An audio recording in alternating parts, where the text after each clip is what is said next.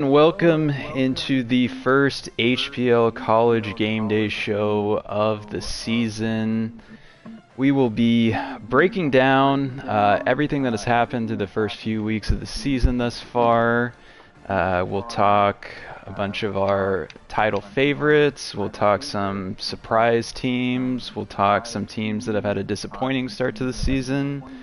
We'll get into a bunch of interviews with several coaches throughout the dynasty in this one, and then lastly, we will make our picks for all the Week 4 user matchups in this one. I am so grateful to be joined in the booth alongside Joker, the coach of USC, and McCard, the coach of Tennessee. How are both of you guys doing? And, just talk about how you think the season has gone up to this point so far. I'll let McCarr go first. He had a game today. Well, we've played two of the three best overalls so far in the first 4 weeks, and we've got belt. We took belt in both games so far, so it hasn't been fun. But we did get a win in Ann Arbor, so I mean it could be worse. We could be 0-3 like some others, but no, it hasn't been very fun first quarter of the season through. I think for me, 2-1. I should have been 3-0. Oklahoma State knows that. But got a difficult matchup with Oregon this week. So obviously, this is one of the games where I'm not going to be favored in. But we'll see how. This will be a big win if I can get it. Oh, a little father-son matchup this week. Okay, cool. Be a good week 4 right there.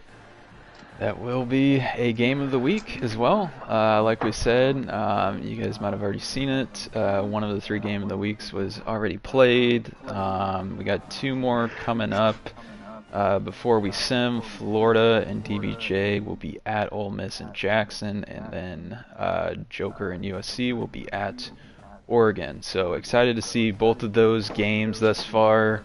Right now, I just have pulled up the top 25 rankings. I will actually share my screen so you guys can see what I am talking about. But we can see thus far a user is number 1 overall. Georgia, they are now 5-0 after defeating Tennessee this week. Couple other users in the top 10. We got Alabama, who is head coached by Furch. We got Electric in Oklahoma. We got BYU and G Steezy. We got Oregon, who is the first one-loss team in the rankings. Lost their first game this season, but has bounced back since then. And then Ole Miss as well in there. So, quite a few users as we expect, but also, I think a lot of room for improvement for a lot of these teams that are in here. Is there any team that kind of jumps out to you guys as we look at kind of the top 10 this early part of the season that maybe it's a surprise to see them this high at this point? Yeah, BYU at 5th is the one that's got my attention so far. I would not expect BYU, even though they're just 2-0, just to be preseason ranked that high and be fifth in America right now. It's a little shocking, to be honest. For me, I think there's a lot of CPU teams, so obviously we're going to have to force loss them as the season goes on, but I think for me the ones stand out. It would have been BYU, but I feel like that's the easy pick there. God, there's a lot of CPU teams towards the back half of this. There is. I'm going to say Missouri. Obviously, they overall it's not the highest. Obviously, I believe they lost to Ole Miss in week 1, and they got 2 wins against Indiana and then Colorado the next 2 weeks. So I think for them to already be in with their schedule, we'll obviously dive into that a little bit later, but I think them being 16 with the way their schedule is kind of shaping up, so that's really good for them.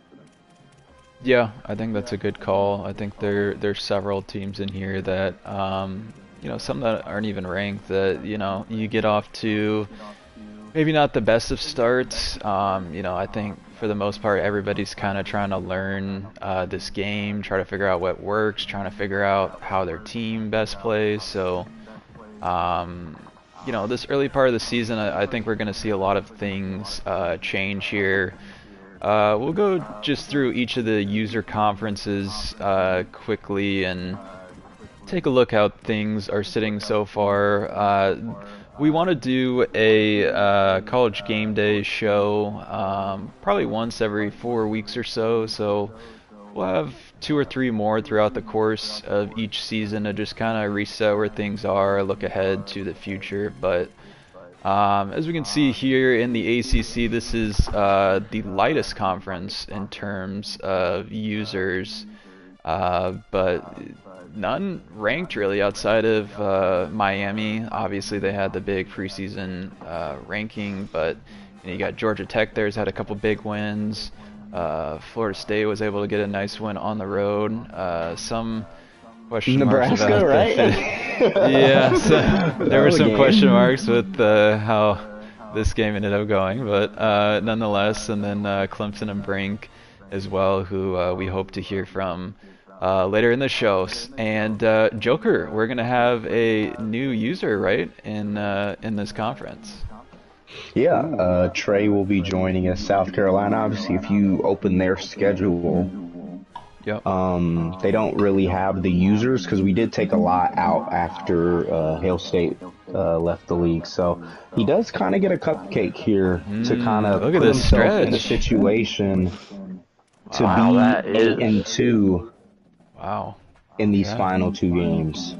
Obviously, road with the one games. force win. So he'll probably use that against Louisville. I mean, I assume we'll probably have another user in Virginia Tech joining shortly as well. So he might actually have 3 user games towards the end of the season. But we count I Brink think, as a user game, though, do we? I mean, on the road, anything can happen. Obviously, Trey's a new user to the league, hasn't played anyone before. So just going to be interesting to see. You kind of having an opportunity to, obviously, might not win the conference championship just because you already had 2 losses, and 1 loss is to a user in Miami.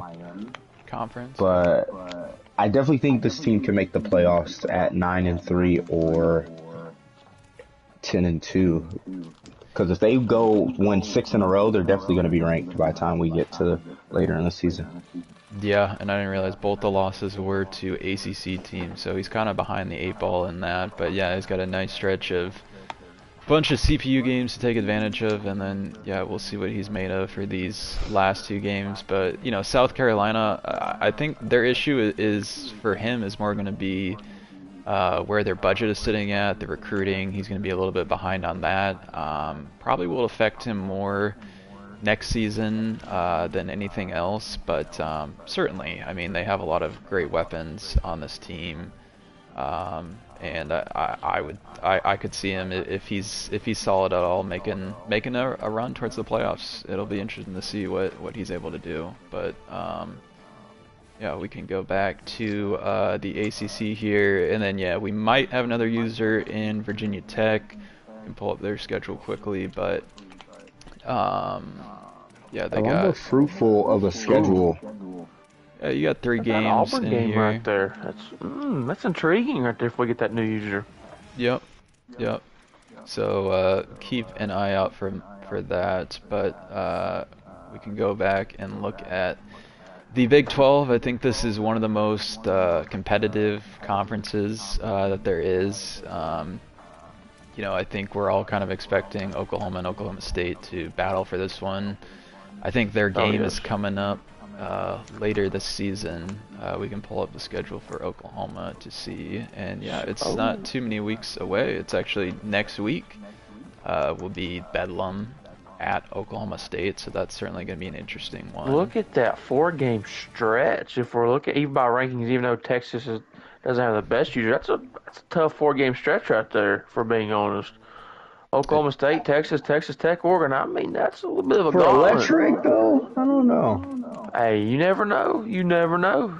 There's You going to know be two that tough games against that game in Oklahoma Eugene State. is going to be. Yeah, the game in Eugene's going to be the one that we're kind of looking at as like the litmus test for mainly DJ. I think Electric, if you scroll up, I believe he beat DBJ and Jackson. Two close games, but obviously, I think week 8 will be the litmus test for him. Yep. So,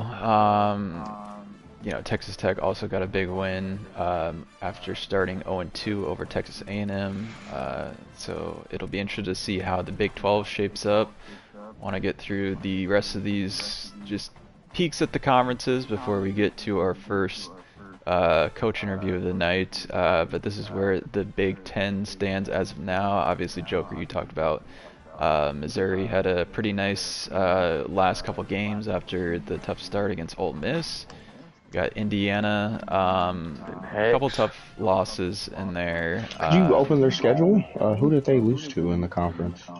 They got beat to Missouri? Miami, Missouri. They got a little bit of BTA in those two games. Not good signs for Coach Hextruck there. And few and tough the schedule games doesn't to go. get easier. Yeah. No, it doesn't. I see an upset already. I'm seeing an upset already on week 8 that I think someone may get their first win against the user. Bold take. Ty. It was Ty. Did Ty take a force win, or did he actually beat Iowa? Oh wow.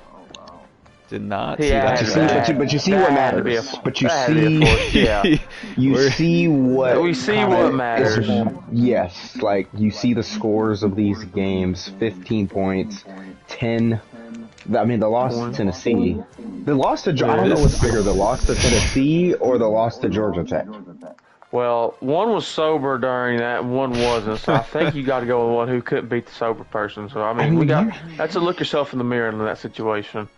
You can make a case that the Texas A&M loss is bad as well. Tiger does not play college football to the same amount that but I will say that schedule was kind of easy.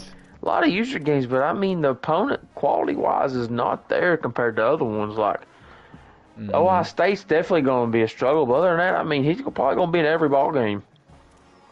I don't think he's winning any of these, if I'm being honest. I don't think. I mean, if you a blind squirrel finds a nut every once in a while. He's the blind squirrel. If he was to win a game, he was going to win the first 3.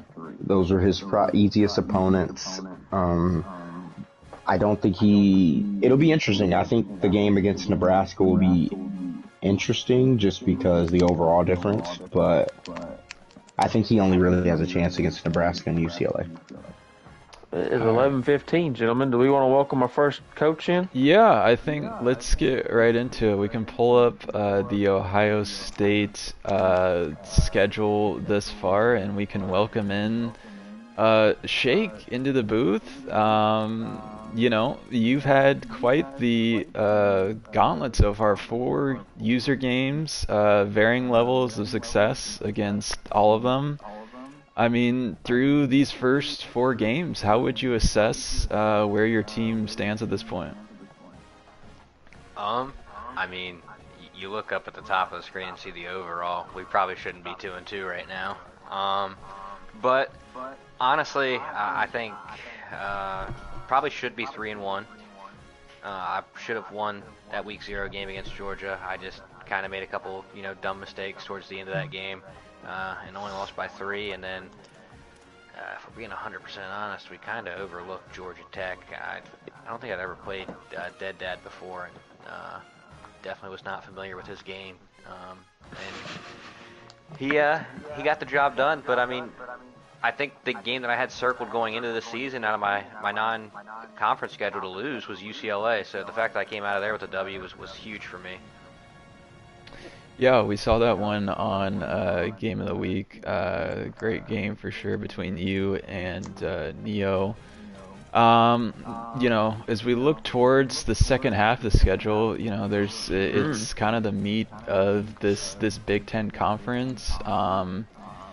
obviously all 4 of these games were out of conference. So do you feel like, you're on a bye this week that you can kind of reset and just know that if you're able to take care of business here, that, you could find yourself in the conference championship game and have a still legit shot to go to the playoffs?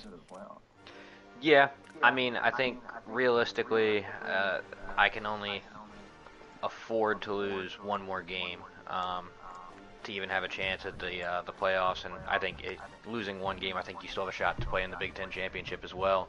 I think the one game, if I'm looking in conference, that I am kind of focused on the most, I think the biggest competition for me is going to be Penn State. That's Arbels, right?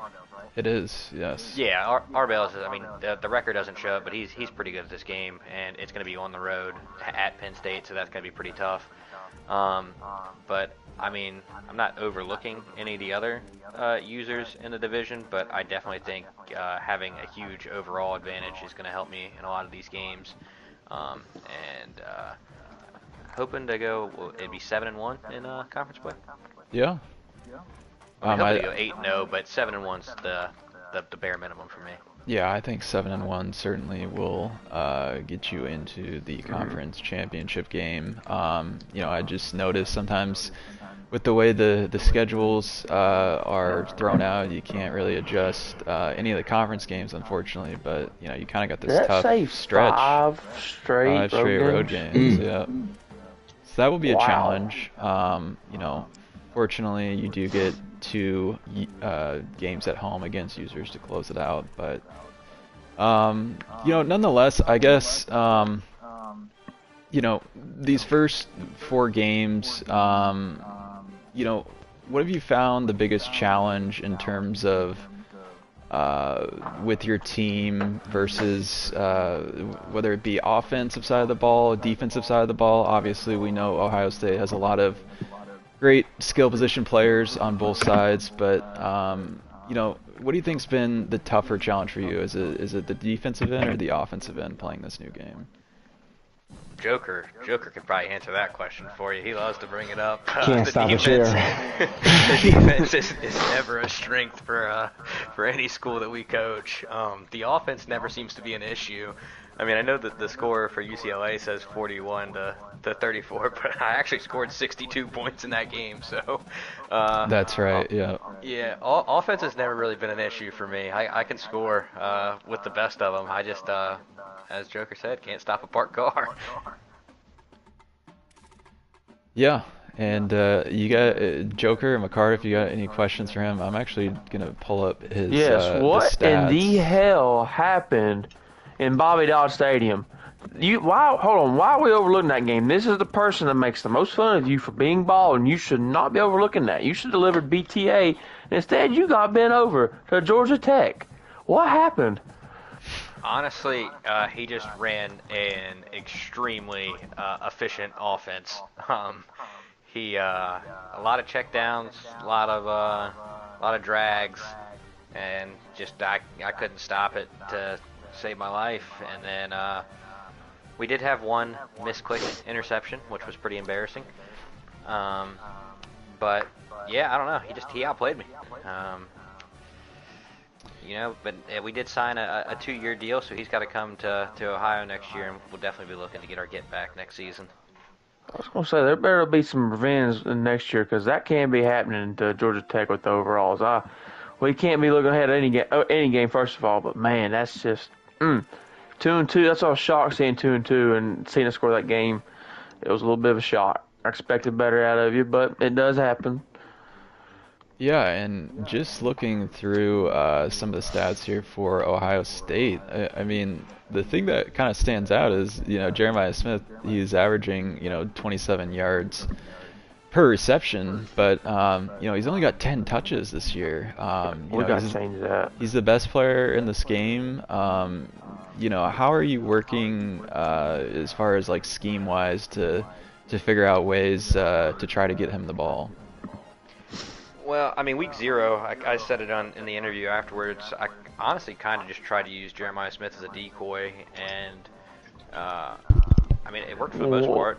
What? I mean, I'm playing Mason. He knows I'm probably going to target him. So if I can use him as a decoy and just kind of open things up for other players, I can.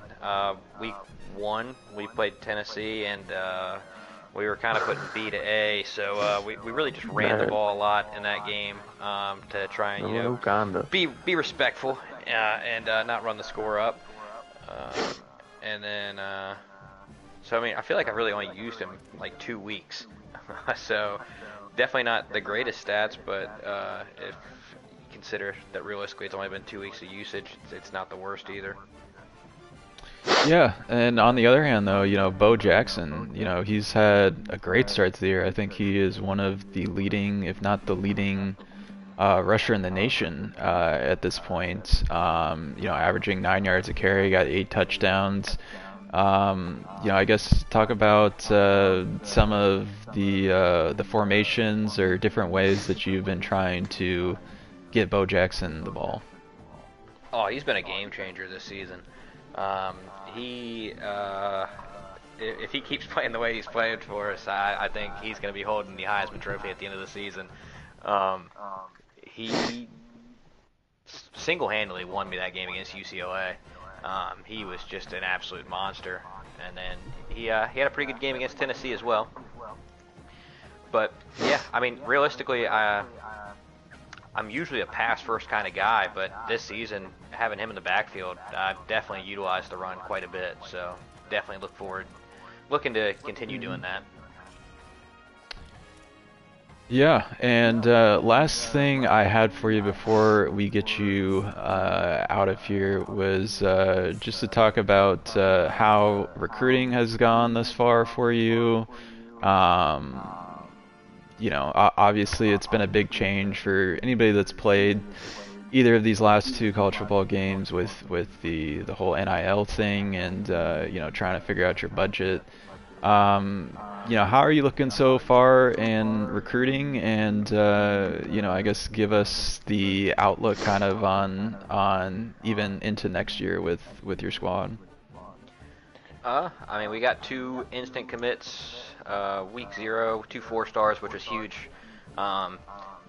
But I also feel like I've done a really good job. I mean, I'm obviously being Ohio State, I got a decent amount of NIL to kind of just throw around. But I feel like I've saved a decent amount too, and I think the transfer portal is going to be huge for me to really utilize the NIL there. But I think there's a couple of names on my my prospect list that I'm sitting pretty high on. So got a couple visits coming up in the next couple weeks, and if we can get the job done, hopefully we can kind of get them to sign on the dotted line and get on a plane to Columbus next fall.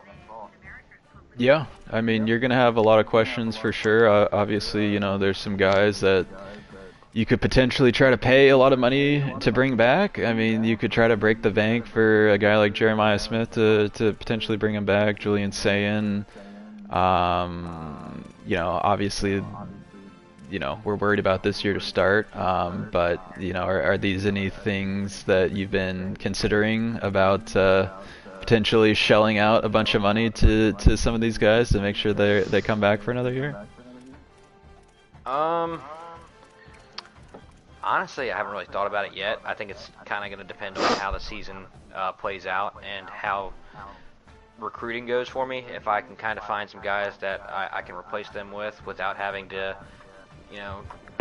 throw a ton of NIL at them, I'll probably just let them walk. I think Jeremiah Smith we're definitely going to throw the bag at the end of the season to try and bring him back for his senior year. Julian Sayin, NIL. Yeah, it is. It is. 430. Julian Sayin we're kind of in between right now. We'll kind of just see how the season plays out. All right, great stuff, Shake. Appreciate you coming on, and good luck the rest of the way. Thank you. Appreciate it. All right, I think we have our next guest here, Mr. Hex, and Indiana. He is also in the Big Ten, as I will go back quickly to pull up his schedule. Hex, we actually did take a look at your schedule a little bit earlier, obviously start of the season 2-2. A couple games that maybe you'd want start of the season here, and what you've kind of learned about your team thus far. Yeah, honestly, not the greatest start to the season, being the defending champ. So obviously it is going to be, high expectations. But I think, the Georgia Tech game was kind of, what we expected. Then Miami and then Missouri was kind of just letdowns. We didn't play our best football, offensively, defensively, and we're still learning, as a team, with the loss of the, head coach that won the national championship. And we're just trying to replace that. So I think for us, it's still a learning curve, but I think we'll get over it. We've had this before, starting, 2-2, 0-2 even, and then coming back and being playoff contenders. Yeah, and I got your schedule up here. We got, you got 3 CPU games to try to give yourself a chance to figure out your team, your playbook a little bit more, and then we get 4 straight user games after that. I think one of these is out of conference, this Alabama game, but nonetheless, what is kind of your game plan for these CPU games in terms of, are you gonna try maybe some different playbooks, different formation strategies to try to figure out something that you think works for your team, both offensively and defensively? Yeah, more so on the offensive side. I think, in the Missouri game, especially towards the middle of that, we played really good defense, and even, late against Miami, we kind of learned how to play, better defense and, just being better. And offensively, we kind of struggled, with running the football and, even, passing. Our quarterback's kind of been, hit or miss. But, I think for us, we need to learn our playbooks a little more and just take advantage of these next weeks. Yeah, and I've got the schedule pulled up here. So these last 4 user games that you have on the schedule, you're at home against Ohio State, and then you're at Michigan, at Alabama, and then have a couple bye weeks, and then at home against Penn State. Is there one of those that kind of stands out more than the others in terms of one you think might be the most difficult? I'd say probably the Penn State game. Those are always really tough games, especially Penn State being, how prestigious they are. And the head coach there, he, wants to win there and can win. Alabama we're not too concerned about. Michigan not too concerned about. We just have to go into these places and play winning football, and then we should be able to come out into the playoffs, maybe winning the Big Ten and, just having a better season. Some shots fired right there. A little bit of shots fired. Joker or McCard, do you have any questions for Hex? I'm going to pull up his stats right now. Wait till the stats get pulled up. Kind of talk us about the recruiting side. I know me and you are in a battle for some guys, but how do you think that's going for you with the NIL? I think it's going pretty decent. We're kind of doing the same thing we've done at Colorado and whatnot, just, pick positions that we need to fill, and we're going to worry more about the transfer portal.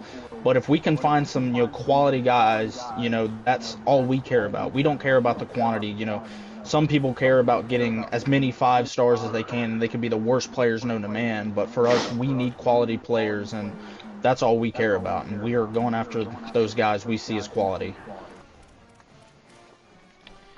Yeah, I think me and McCart are just looking at some of the... Yeah, why in the hell do we have 7 picks when you've played 3 games so far with already a 4th win?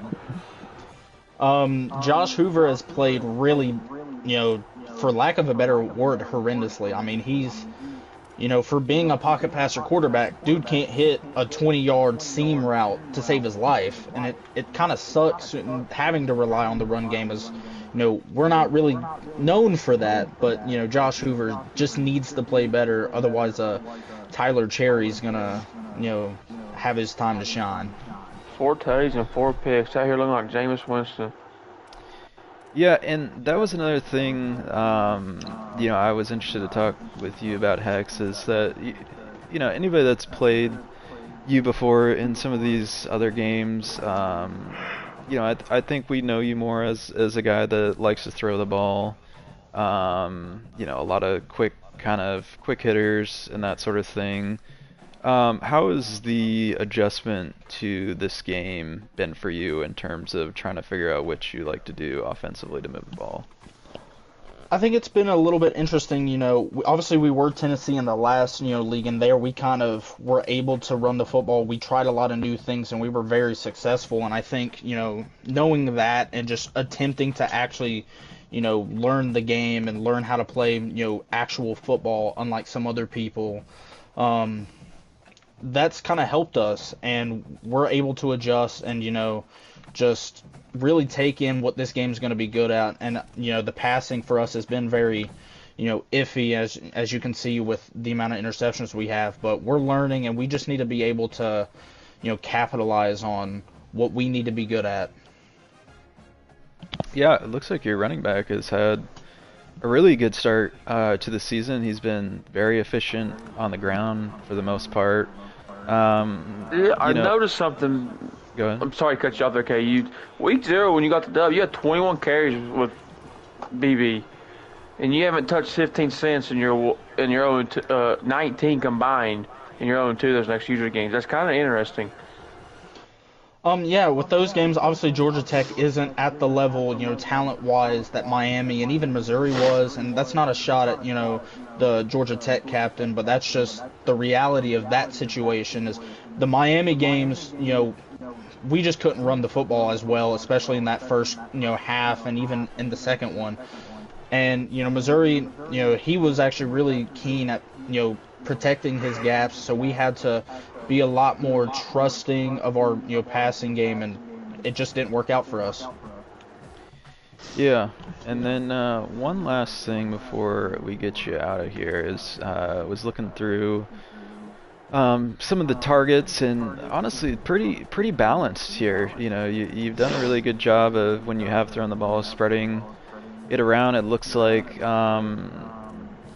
that kind of a conscious effort to try to get everybody else involved, or is there a particular playmaker on the outside that you might want to try to get the ball to more throughout the season?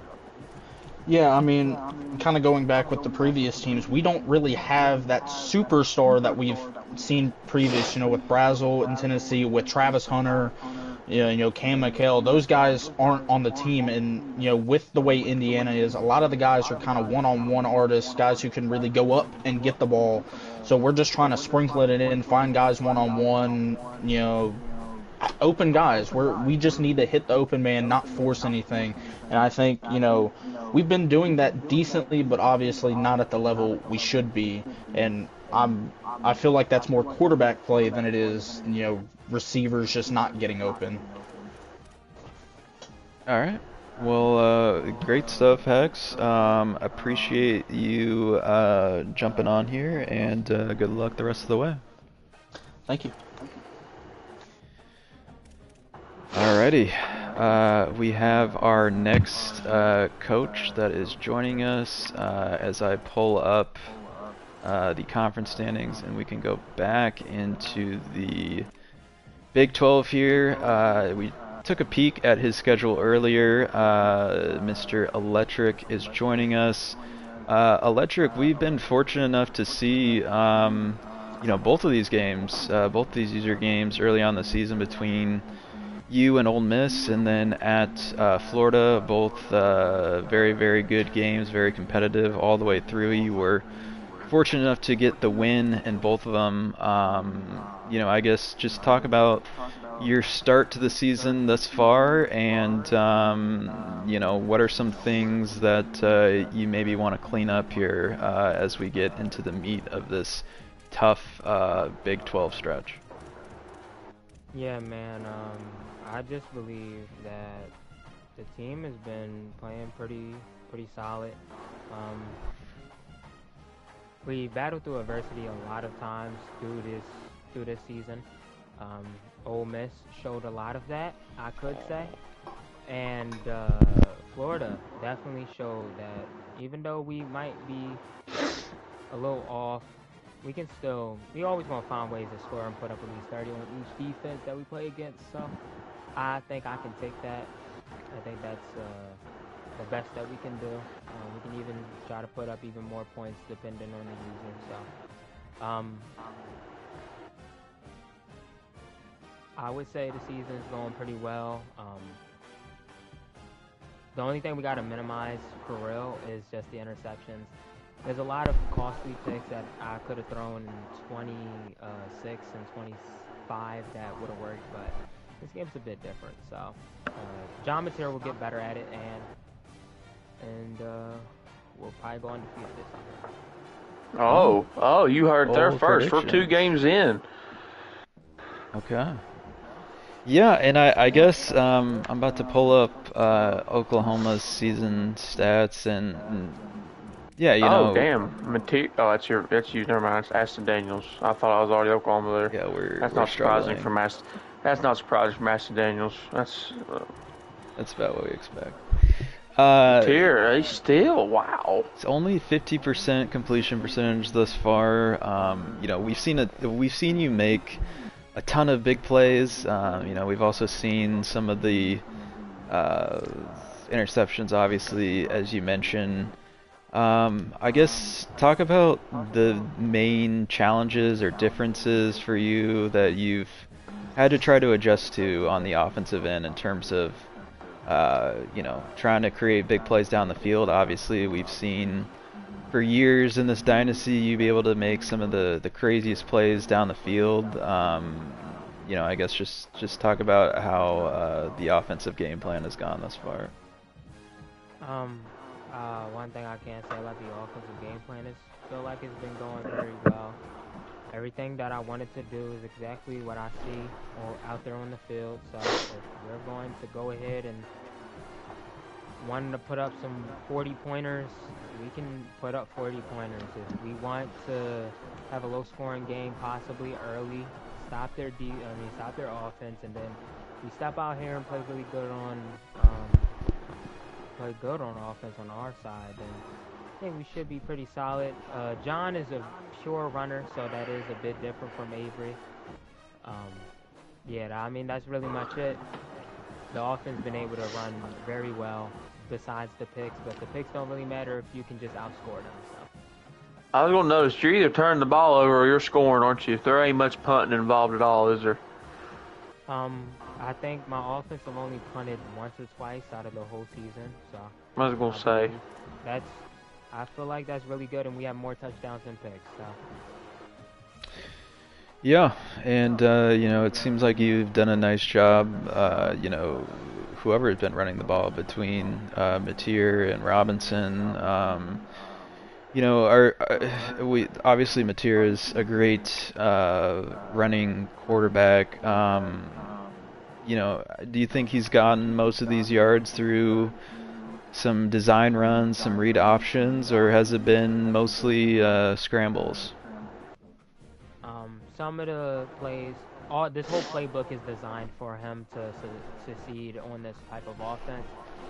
He has great weapons that I believe that can take us very far in this first season and hopefully later on down the road. So the runs that he get is more of running out the pocket. There's probably 1 or 2 times where if we're at the 2-yard line, he gets tough in those type of places. So he has 99 toughness, really good and grit running QB. So everything is not designed, it's just trying to make an extra play. Yeah, and we can see here looking at some of your top targets. That's how do you pronounce his name? Satanga. Satanga? Satanga, yeah. Okay. Isaiah Satanga, yep, that'd be it. Yeah, so he has clearly been your top target in the passing game thus far. You know, talk about what you think of him as a receiver, and you know, what kind of routes do you think he excels at in your offense? I could say for one thing about Isaiah, such a great wide receiver that I have on my hands. I'm sad that he has to leave us this year, after this year actually. So it's just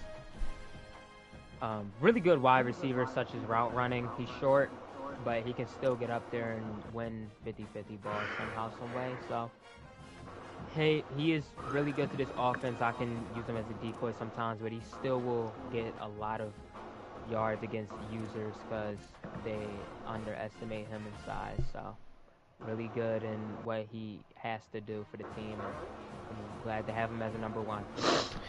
Yeah, and do you use him more out of the slot or more on the outside? For me, I use him more in the slot. I see that he has a lot of speed, so I was thinking like, okay, I want to make sure we give him the best opportunity to get open. He's kind of like a CeeDee Lamb in the NFL. He can get open pretty well, can make great catches, and do what he has to do. So, yeah, that's just all about Isaiah, man. He's glad to have him. Yeah, and I'm gonna pull up your schedule again real quick before we get you out of here. Obviously, we saw the big game upcoming for you in Week 5 against Oklahoma State. I think that's what many people in our predictions we kind of expected you guys to be fighting for this Big 12 title. How are you approaching that game in particular? Obviously just considering the user and the history you guys have had over the years. Yeah, man. I mean, he is a really good user, in my opinion. We had some really good battles, even though the record between me and him might not seem like it's close at all between me and him, but in each game it has been very close, and one or two plays can change it, and that's what we thrive at here in Oklahoma, in the Big O, the actual Big O, not that green that you see there, but Here we go. yeah, we just do what we have to do. And for everybody that plays me, I really hope the best. Oklahoma State, I do hope the best, because I am not Oregon. I do not suck at offense. So. Oh. Look, man, all eyes are on week 8 for me. Week 8, man, in Eugene. We will be there. That's all I gotta say. We will be there. We will be there. That will definitely be a game of the week. I think that's a pretty good transition to bring in our next guest, the coach of Oregon, DJ. Past bro's bedtime. What you doing up this late?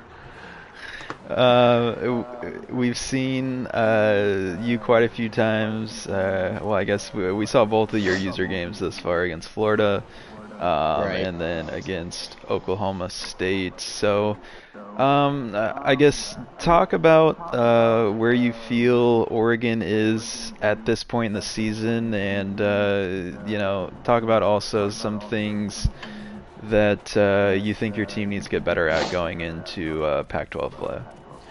So one thing I can say, we have the best defense, but our offense is what is holding the entire team back. But honestly, what I think can improve is just going through playbooks and just trying new things out. That's kind of the purpose, so that's just what I've been working at the entire time. Yeah, and obviously wasn't the best offensive showing against Florida. Certainly looked a lot better against Oklahoma State. Big game coming up this week against USC. What are a few things that you think will be important to that matchup? If I'm being completely honest, I don't really have that much film on USC, so I don't really know what to expect. However, I just know that we need to get off to a good start on offense and, get a couple of stops. That way we can kind of control the game a little bit. I know that this game is definitely personal, so because Joker does have a hate watch thing against me. I think everybody does. So, but this is one of these games that's more important on my schedule. So, you know, just got to be locked in, one play at a time, and come out on top with a win. Just means more, right? Just Hey, means more. father-son You're damn matchup right. this week. Father-son matchup, man. There's a lot of pride on the line on the father-son matchup. A lot of pride on the line. Who wants it more? That's all it boils down to. Who wants it more in week 4 right here in That's Eugene, real. Oregon? Father versus son. Yeah, it's definitely gonna be a big game. That is why it is game of the week. I'm gonna pull up some of your stats this far early in the season for Oregon, but you know, you mentioned some of the struggles that you feel like that you've had on the offensive end, trying to figure out, you know, what playbook you like. Obviously, 9 Dante interceptions. Moore What the fuck? is one of the best quarterbacks in this game. So, is there anything in particular about Dante Moore's game that you feel like has been a challenge for you as far as trying to work with him? Dante's fine. He can run. You know, we throw one silly pick a game against CPUs and stuff. If you don't count the 5 picks against Florida, it doesn't even look bad. So Dante really isn't, you know, he's not bad. You know, he's everything that I want in a quarterback. So he's really a big part of the offense. So we just need You to threw get how better many chemistry picks around against him. Florida? You threw how many? We only had 80 yards against Oklahoma State. What are we doing? Like, what are we doing? All right, we're not counting I mean, Oregon State. if- In if 2 you- user if games, you ask you me- have 2 tutties and 6 interceptions. If you ask me, I just played retarded in the Florida game and then don't know what I Do was you doing play in the retarded Oklahoma State or you game. are retarded? And we gotta answer that question first. I played retarded because I know I'm way okay. better than that. So, yeah, I mean, I know who I am. I'm not really listening to anybody else. You know, they can run their cocksuckers. So I'm not Hey, really hey. worried about it. So You're a minor. You can't be saying that, buddy. Watch it. Watch yourself now. Watch yourself. But yeah, why ain't we running the football? I was first about of to all, say, is my question. Yeah, there's I mean, not what are we a doing? lot of rushing attempts out here for this backfield. I know Oregon has a damn good O-line, and you should be pounding the rock in this game. I mean, we're not being smart. That's just not high IQ football. I mean, we're being serious. I mean, yeah, DJ. So, I guess take us through that. Obviously, you know, you got 2 pretty good running backs here, Davidson and Hill. I know this guy is like a 99 speed as well. That I think you moved to running back. So, Yeah. is that maybe going to be a part of the game plan that you're going to try to work on going forward? the game plan that for me, we're just working with Dier Hill as the starting running back, and then we have Davidson as the 3rd down running back, and then I decided to move the 99 speed, aka Gatlin Bear, to our slot receiver. So, you know, because if we see man-to-man coverage, we're gonna throw bombs. So I mean that's plain and simple. I played Man, he enough lab stopped throwing games. bombs and start running the football. If I detect man-to-man coverage, I will be launching it deep. No questions asked. I'm sorry, throwing but that's picks. gonna happen. All right, yeah, and we can Feast or see famine type mentality. I mean, Hooks Ah. has had a really good start to the season. Your tight end Jamari Johnson has been pretty strong as well. So, you know, definitely a lot of good skill position players out here. You know, yeah, he got Evan Stewart, not even using him. yeah.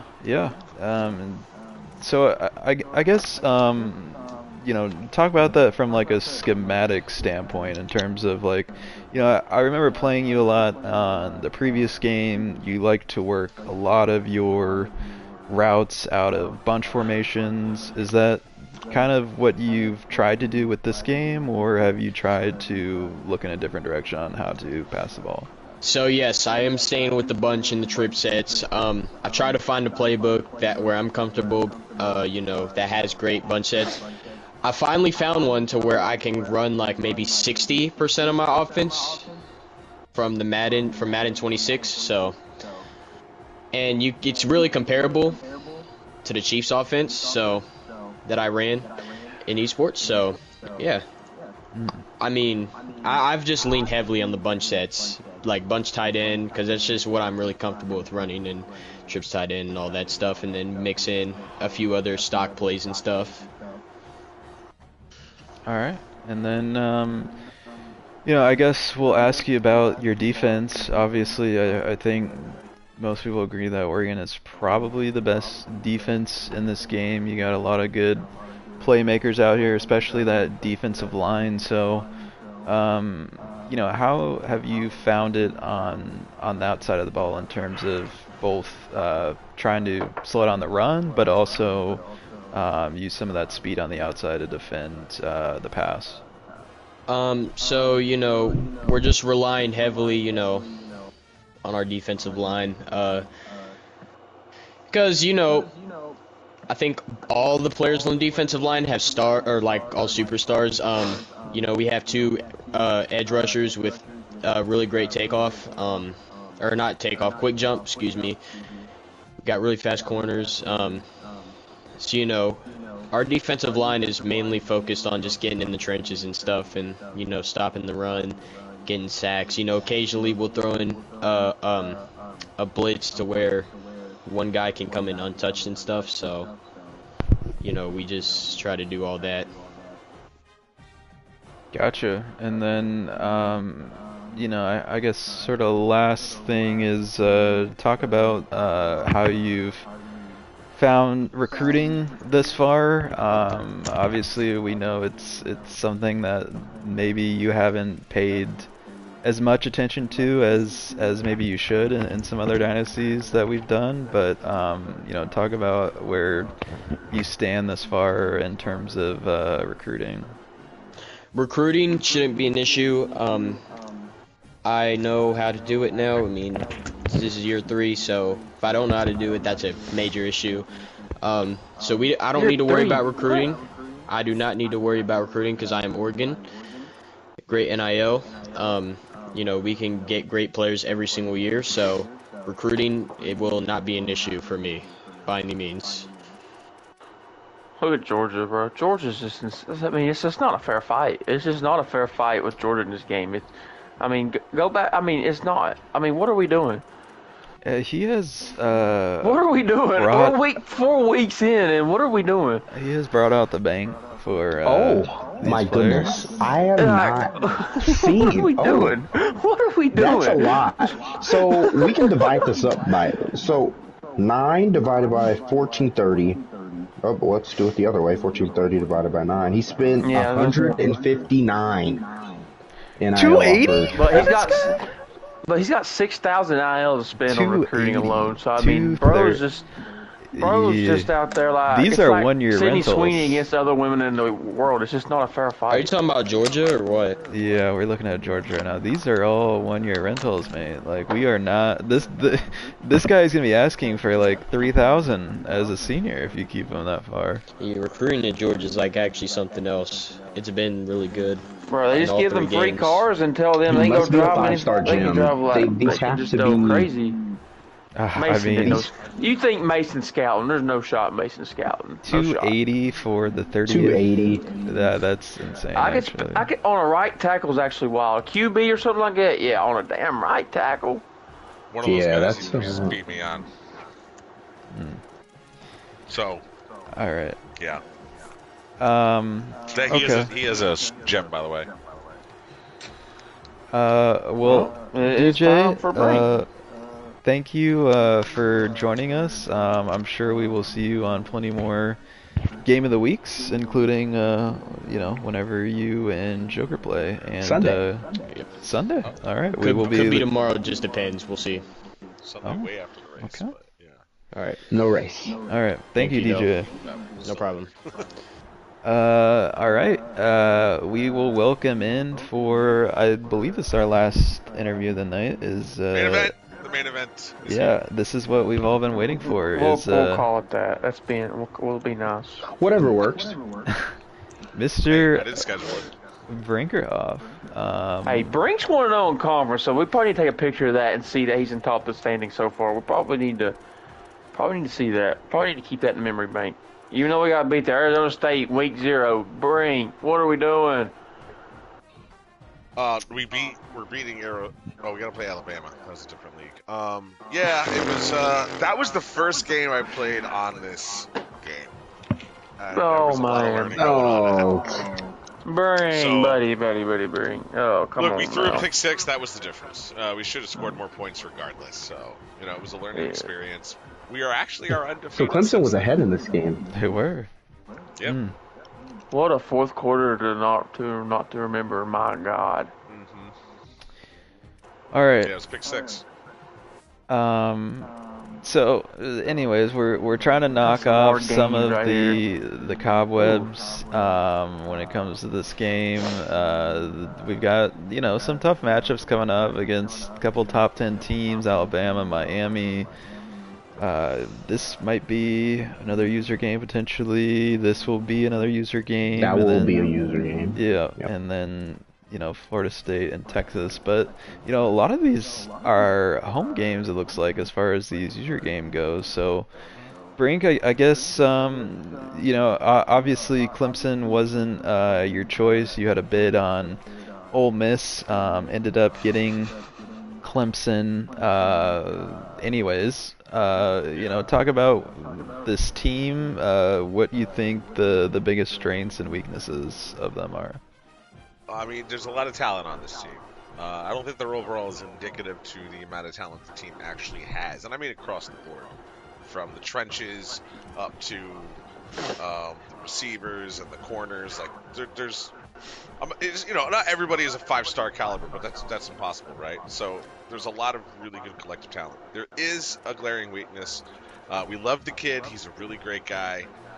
Christopher Vecina is a good quarterback, but he is a junior. We might be asking a bit much of him at this point in his career. It was evident in the opener with the 3 interceptions, but we're working with him. We're not giving up on him. There's a lot of season to go, and we've played a little better offensively through the next 2 matchups. So we have a big one against Alabama. Questionable the style or the type of Alabama that's going to show up, but that doesn't matter to us. We're here to just take whatever the defense give us. We're here to utilize every weapon we have on the offensive side of the ball, and we're not overlooking anybody. We're not underlooking anybody. We're trying to go 1-0 every week. I'm gonna be honest with you, it is. Oh yeah, your QB situation is not pretty at all. Oh my. Yeah. No, we're sticking. Christopher's the guy. I would. I will say this though: your next 2 games is put up or shut up. I mean, to be honest, your career in HPL leagues and CFB have not been pretty. We've had some really great games, and we've had some flounders. And it is put up or shut up time in these next 2 games. Both of them are gettable, especially this one coming up against Alabama. Well, that's at a conference, so that's it's a pride. just a good game. I'm talking about pride. This is a pride game. It's a pride moment right here. Miami's more important, if you will, just because it is in conference. But look, we look to go 1-0 this week, and we'll worry about Miami next week. Right, baby steps. We got pride on the line. We got pride. Yeah, and I think I think a big reason there weren't really any bids on a team like Clemson is just because of this year 1 QB situation, because you're right, when you look at the rest of the skill positions on offense, it's deep. You got a lot of guys here, TJ Moore, Bryant Wesco on the outside. Running back situation is you got a lot of options you can use here as well. Speed. A lot of speed. It's just and we're using Chris Johnson now, starting this past week. Offensive line. Okay, offensive line is a little glaring. There ain't no positives on that. D-line should be pretty stout. Burley should be on there. He got help. Burley. I will say, go to my left tackles. Jacobs looks underwhelming when you just look at the stats, okay, on the left tackle. If you'll go back. I know the YouTube I'm watching is probably a little behind, but you can look at the share screen. Yeah, I'm looking at my screen, so I'm just going to go to my left tackle, just not on the roster. But look, he looks a little underwhelming, but look at that strength. Look at that strength. Look at that impact block, right? Like, building consistency. The guy is a sophomore, and that's his strength. So we have a lot. We are at worst a diamond in the rough. You say people didn't want Clemson. I actually did want them. I just wanted Ole Miss more. But yeah, like after this year, Christopher Vizina should be a much better quarterback. Who knows what happens in the transfer portal? We have a big opportunity for somebody high-powered, high-profile. A lot of options might be out Right. there. So we're not that concerned over that. We'll just take our licks. We'll take our chances as we can. However, we are worried about recruiting. That's not something we're just taking lightly. We might have put some NIL on some guys. We do expect to be a good team next year. And even if we have a guy for 1 year, depending on his talent level, we'll take everything we can. We're not out here overlooking anybody. We're not too good for people. We want everybody who's talented. If you come here for 1 year, 3 years, 4 years, so be it. But we want you here for when you want to be here. Come on over. South Carolina's a great place to be. For Clemson, because you sound just like Dabo. There you go. I got his blessing. Oh man. I mean, honestly, Frank, you know, the thing that's going to help you out if you're able to put some skill points on Vizina is that, you know, he's only getting 20 NIL, so you're going to be able to get, you know, him back next year pretty easily, I would imagine, if you want to. Clemson, obviously, we know has some of the best pipelines in the entire game. You know, recruiting should be not extremely difficult. You know, is outside of quarterback, you know, is there a particular spot that you've kind of been targeting as far as position-wise for recruiting thus far? You know, it's tough. There's positions we want. We may not have everybody at the positions that we're recruiting that we'd like to recruit. Like many others, we are anticipating a strong portal, but we're not relying on it. You know, like I said, we'll take everybody we can. We would put out 90 offers if we could, okay? But we're only allowed 35. There's people you've not heard from us yet. Trust me, we want you. We just can't do it. It's just not possible. But you may hear from us, given the chance opens up as this season rolls through. Guys commit elsewhere. And, you know, if you commit elsewhere, all I got to say is you must think that's a better situation for you, because I know that everybody here at Clemson, everybody that puts on this Tiger uniform, that puts that paw on their helmet, they're doing the best that they can. They are where they want to be, and that's exactly who we want here. I love it, Brink. You're selling me right now. So I guess let's shift the focus a little bit back before we get out of here for this season. You know, just looking through some of your stats right now, obviously Chris Johnson is a guy that you've been really wanting to get the ball with. That's out of the backfield. In the passing game, you know, Bryant Wesco is an amazing receiver. You know, what are going to be some of the keys for you offensively to be able to put up points against users, and you know, what are some areas you think you need to take advantage of? Other people's mistakes. I'll never get in the way of my competitors making their mistakes. When we have the football, our job is to protect that football. We've done better the last game or so in doing that. I say the last 6 quarters, we've done much better in that. But that's what we have to do. We have to protect that football. We understand people are going to score points, but we have to hit people hard. We have to make them pay for the moves they make up against us. You get 20 yards, good. You're going to hit the ground harder than those 20 yards were to get.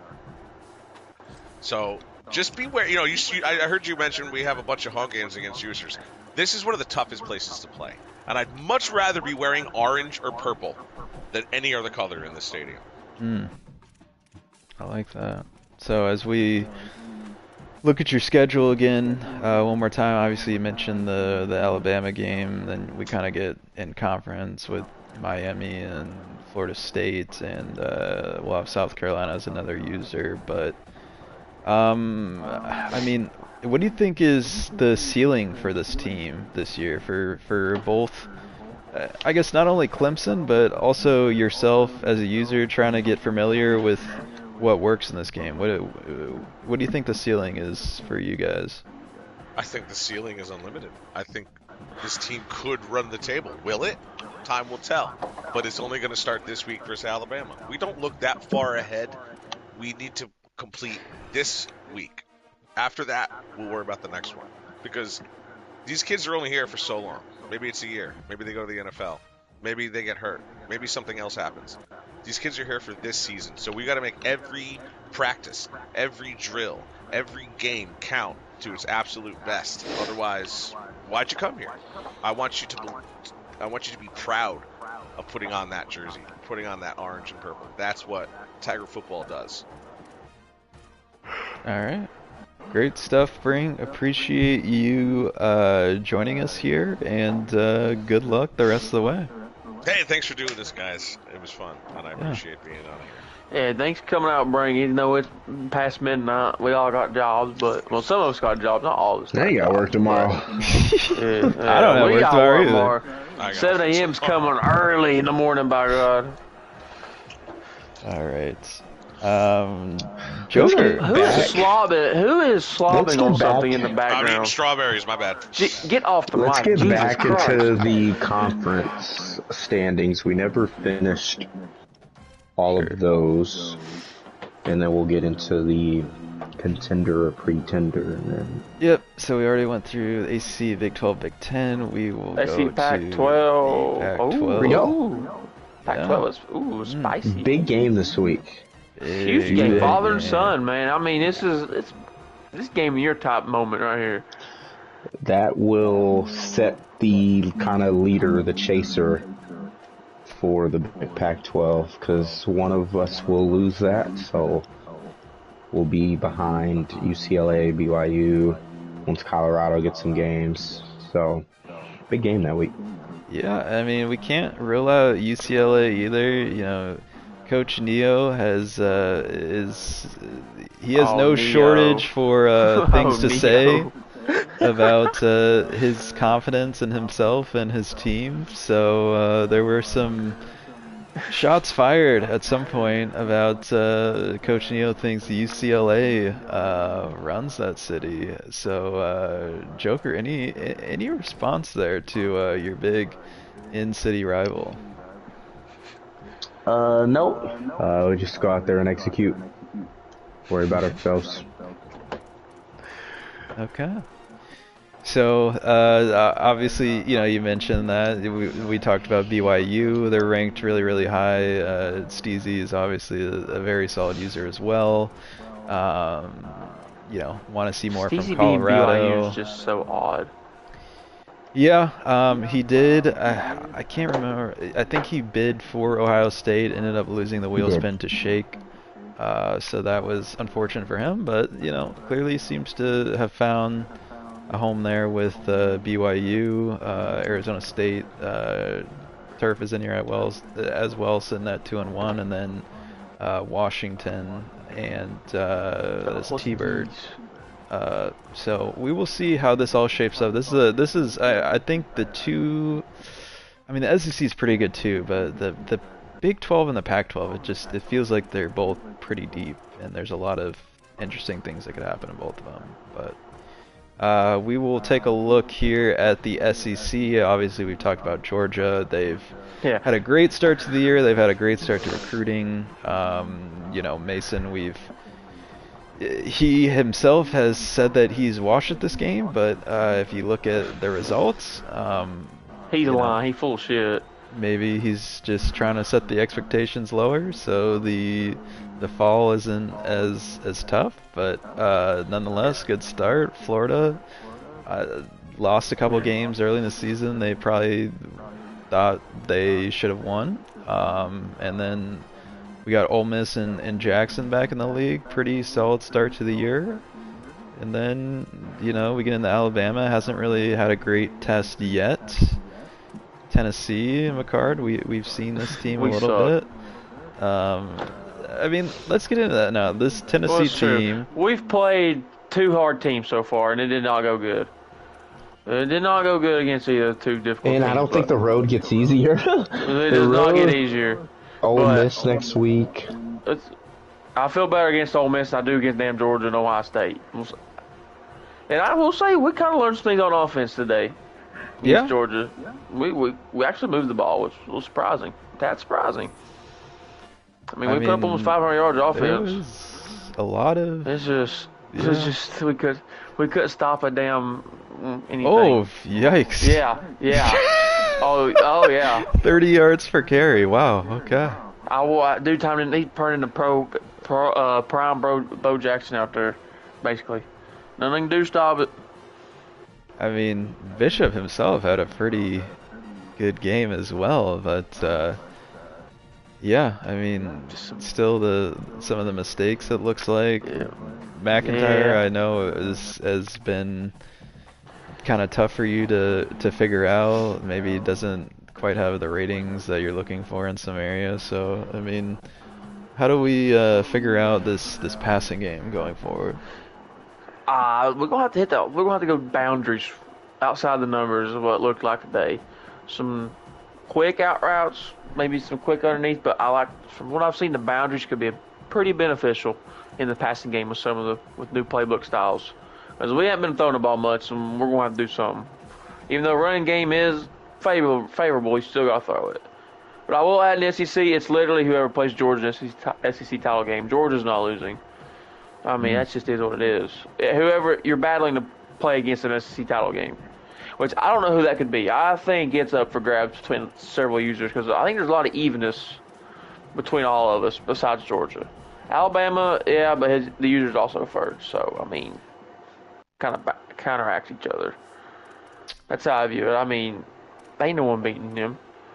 I mean, Jackson, they're Jackson's gonna face all of them. There's some games. What's up with he LSU? He might. I mean, if Coach Byron was on. Dank throws nothing but interceptions from what it reads in the tea leaves in the chat. So I think that's the biggest issue. A lot of interceptions on that end. Yeah, I mean, I don't think Georgia is escaping this without at least a couple losses. I'll be honest. I think he's not losing the first. I think he'll let hell freeze over before he loses the first. I think this Auburn game is interesting, and I think these two are interesting. Ole Miss is the one. And you know, Dad's gonna do something crazy, or he's gonna try to if he. Dad's never been an easy. I mean, granted, Ohio State, but he's figured out something with his Georgia Tech team. I will give him his flowers for that. So yeah, Dad's gonna be out of pocket at some points in that game trying wild shit. We know that's coming. Yeah, I think in Bama I think Bama, Auburn, Florida. I think there's Ole Miss. I think there's 3 losses. We are not ready to crown Georgia just yet. I'm ready to crown them. They went through their cups and cakes and candies. I think the Auburn user's good, but the team's just not there yet overall. Yeah, I mean, we also beat Heredia by 2 points, so we do. Yeah, like a grit and grind win. Like both of these games he could be 3-2. Yeah. 2 game-winning field goals at the end of the game, so there's no guarantee for anything. That I think he just kind of walks down and just runs the SEC. Yeah, I think there is plenty to still play for in the SEC. Joker, do we want to get to our next segment? I believe you've set most of it up this far. Yeah, next we'll kind of dive into, I did randomize a few teams. Just skip the ACC. No, we did we did the first 3 and then got into the interviews. What we'll do now is look at our pretender or contender part of our schedule, and if you want to go to the team schedule for Texas A&M, they're our first team. Okay, Texas A&M and Tiger. Texas A&M was a team that a lot of teams, myself included, I put 10 on them, DBJ put 10 on them, and Tiger put 10 on them. Tiger ended up winning the wheel spin for Texas A&M, but yeah, Tiger had a really good start to the year. You know, kind of was able to did a good job against me when he played. Let's break this down. What happened to this game? Yeah, this was a weird game. You can see There's got to be turnovers. Yeah, there was some turnovers in this game that were untimely for sure. Did a good job moving the ball to start with. There was one very untimely pick six. I did not do a good job running the ball at all. Wisner has had a much better season since this point. He has been pretty dominant and is one of the top Heisman contenders thus far. But yeah, this just it was a good win at home for A&M. But yeah, you see obviously beat Michigan on the road, beat LSU on the road, and then most recently did drop this home game to Texas Tech. That was a big win for Texas Tech on the road after they were 0-2. But yeah, I mean, I probably have to lean on the Pretenders, but at the same time, this is this is playoffs. If you can beat KU, Ty, and who was the third team he beat? I mean, he beat Dang, but when you scroll down, I think next week's a loss, Oklahoma State. But these next three, why not? The user games, why not? He should be Kansas State overall difference. Who knows? I feel like the Texas A&M Tennessee game might be very important for Texas A&M's playoff chances, because if you look at this and let's just say they're 3-2 with the loss to Oklahoma State, win against Kansas State. Even if they lose the game against Tennessee, if they win that game, all you have to do is beat Heredia in the final week, and you're in the playoffs at 10-2. I think his problem is probably going to be the fact that he's not going to make the Big 12 championship. Obviously, I think a lot of us expect Oklahoma State to claim those spots. So yeah, I think at most, it's 3 losses. Right now, he's 3-1, sitting at 15th. And it's probably going to depend on where Texas and Tennessee are ranked at this point in the season, right? Because he's going to need some big ranked wins, I think, to really boost him up there and over some other teams. So if I had a lean right now, I would say that Texas A&M probably isn't making the playoffs, but it's the opportunity is certainly out there. It's just whether Tiger is going to be committed to trying some things and continuing to evolve. We watched this Texas Tech game, and he did not do a great job of stopping the run. Had a couple of untimely interceptions, but they're going to be right on the bubble, I would have to say. I agree. Should we go to the next team? What is the next team? Yes, the next team is Washington. Yeah, Pretenders. We're not worried about them. Wow. We'll be blunt there. If Tennessee and Washington play, I don't think that's I think that's a closer game than you might think. We're not. I don't care about that. We're just being honest. We got 2 users. I mean, this was actually, I think this was a force win. It was a force. He was getting BTA in that moment, and I think he left or something happened. Well, I guess the game would be this one to kind of look at, 35-19. Yeah, and I mean, we're gonna find out. He's gonna have home games against Slick if he's still here, and then not Joker. An easy schedule. The users are not easy. Still has Auburn. This is an out-of-conference game. I don't know why it still says Texas A&M at the top, but and then 3 user games to close here. So not the greatest. I'm gonna pull up Washington's stats here so we can try to give T-Bird a little bit of screen time, but.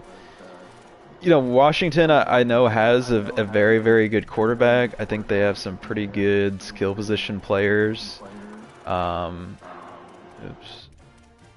yeah, I don't believe, Joker, that he has ever played in one of our dynasties the last couple years, right? I think he played in 25 as Washington.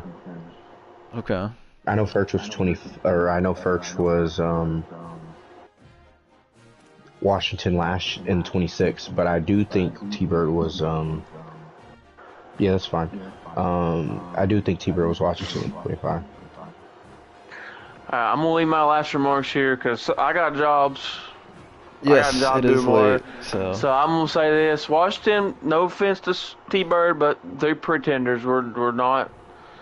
It's just not there. That's just plain and simple. It's just plain and simple not there. But good luck to Joker, KU, rest of the stream. It's been fun doing this. Can't wait to do it again in a couple weeks. And prediction-wise, I got who's our game of the week? It's USC and Oregon. Who's the other one? Florida and Ole Miss. Florida, yes. For Oklahoma State and Florida. No, Give me Florida and Oklahoma Ole State. Miss. Oh, Florida and Ole Miss. Give me Ole Miss. And for the big one, Dad's delivering belt. Son's gonna learn the hard way. Oh. I'll see y'all. Okay. Preview there of the picks, which we will get to after this segment here. But yeah, you know, obviously I mentioned very, very good quarterback here, but you know, if you haven't had a bunch of experience playing this, it's gonna just take a while to kind of get everything to click. So I kind of think that's where T-Bird probably is at the moment, but hopefully they can find something in Pac-12 play, even though, as I mentioned before, the Pac-12 is very deep. There's a lot of very solid players in there. So what is the next team that we are on to? The next team, I believe, is you. Oh, okay. Well. So, Brink, you can kind of join in if you'd like as well. All right. Well, here is. I mean, we should be 2-2. So I do want to address this game because this was, for anybody that saw the game of the week. This was, you know, there was a very controversial call that was made in the fourth quarter, where it did not look like a fumble, and it was called a fumble. Florida State ended up getting the ball back, scoring, and the game was over after that. But I will say, for anybody that watched the entire game, there were quite a few moments in this game where Nebraska got, I don't want to say bailed out, but they were very fortunate to complete some passes that were thrown into coverage where 2 or 3 guys were right there. So I do have to say that. Obviously, we all look to the play that happens at the end and think, you know, that's what kind of decides the game. But, you know, there's a lot of things that happen throughout the course of these games that determine kind of the outcome. So I've been where Mike G is. I've had plays kind of like that just don't go my way and the game feels like it takes it away. But, you know, it is a 4-quarter game and there's lots of aspects that went down. But it was a very fun game to play in. If that doesn't happen, would have been interesting to see how it played out. But, you know, sometimes playing these games, that's kind of the way the cards are dealt. So I'm sure we will see me and Mike G play again next season, and he can try to get his revenge. So, but yeah, as we go back to just the overall look at the schedule, obviously I mentioned we already talked about this game. Did not start out the way we wanted to. This game, I don't really know what exactly happened. Color, who was in the league for a little bit, he tried his best, and it was actually a tie game basically in the second quarter, and all of a sudden his quarterback forgot how to throw a ball, and Florida State just ran the ball down his throat. So but nonetheless, we've got a little stretch here of CPU games to try to figure out some things offensively. The run game has been very, very good to this point. Had a lot of success with that, but the pass game is something that we still got to figure out and try to find what works for this quarterback, for our receivers, the best, and then we get in kind of this meat of the conference play here. 3 big games in a row against Miami, Clemson, and Georgia Tech. That's probably going to decide who gets into the ACC championship. So, what do we think about this rest of the schedule here?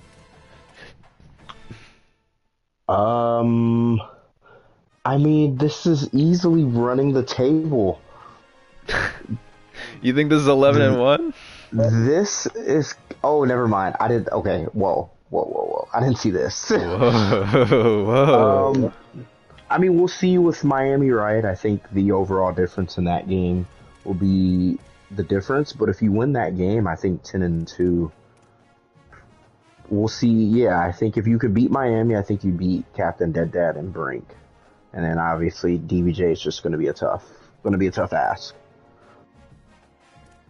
Yeah, and I think even with that game, obviously it's a out of conference game. At this point, at least going into that game, I'll kind of know, where I stand if I'm in the conference championship, and if I'm not in it, this probably becomes a must-win game, and maybe it's a game that if I'm able to come out on top, that might be enough to get in as an at-large team with 3 losses, maybe. But we'll have to see. But yeah, I think I did want to get to this earlier because I didn't do this before, but I did want to look at the Heisman watch just to see who is all in the mix here. Trados Green, even though that his team is sitting at 0-5, is leading the Heisman race. From what I've been told from people that have played him, this is the only player that he targets throughout the game. So,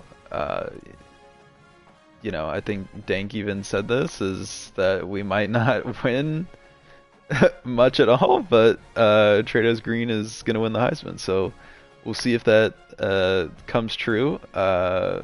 Wisner, as I mentioned, has had a very, very strong last few games and has got himself into contention here. And then we talked with Shake about Bo Jackson and how good he's been to start the season. So interesting thing to look at there. But yeah, I think we can roll into our next team here.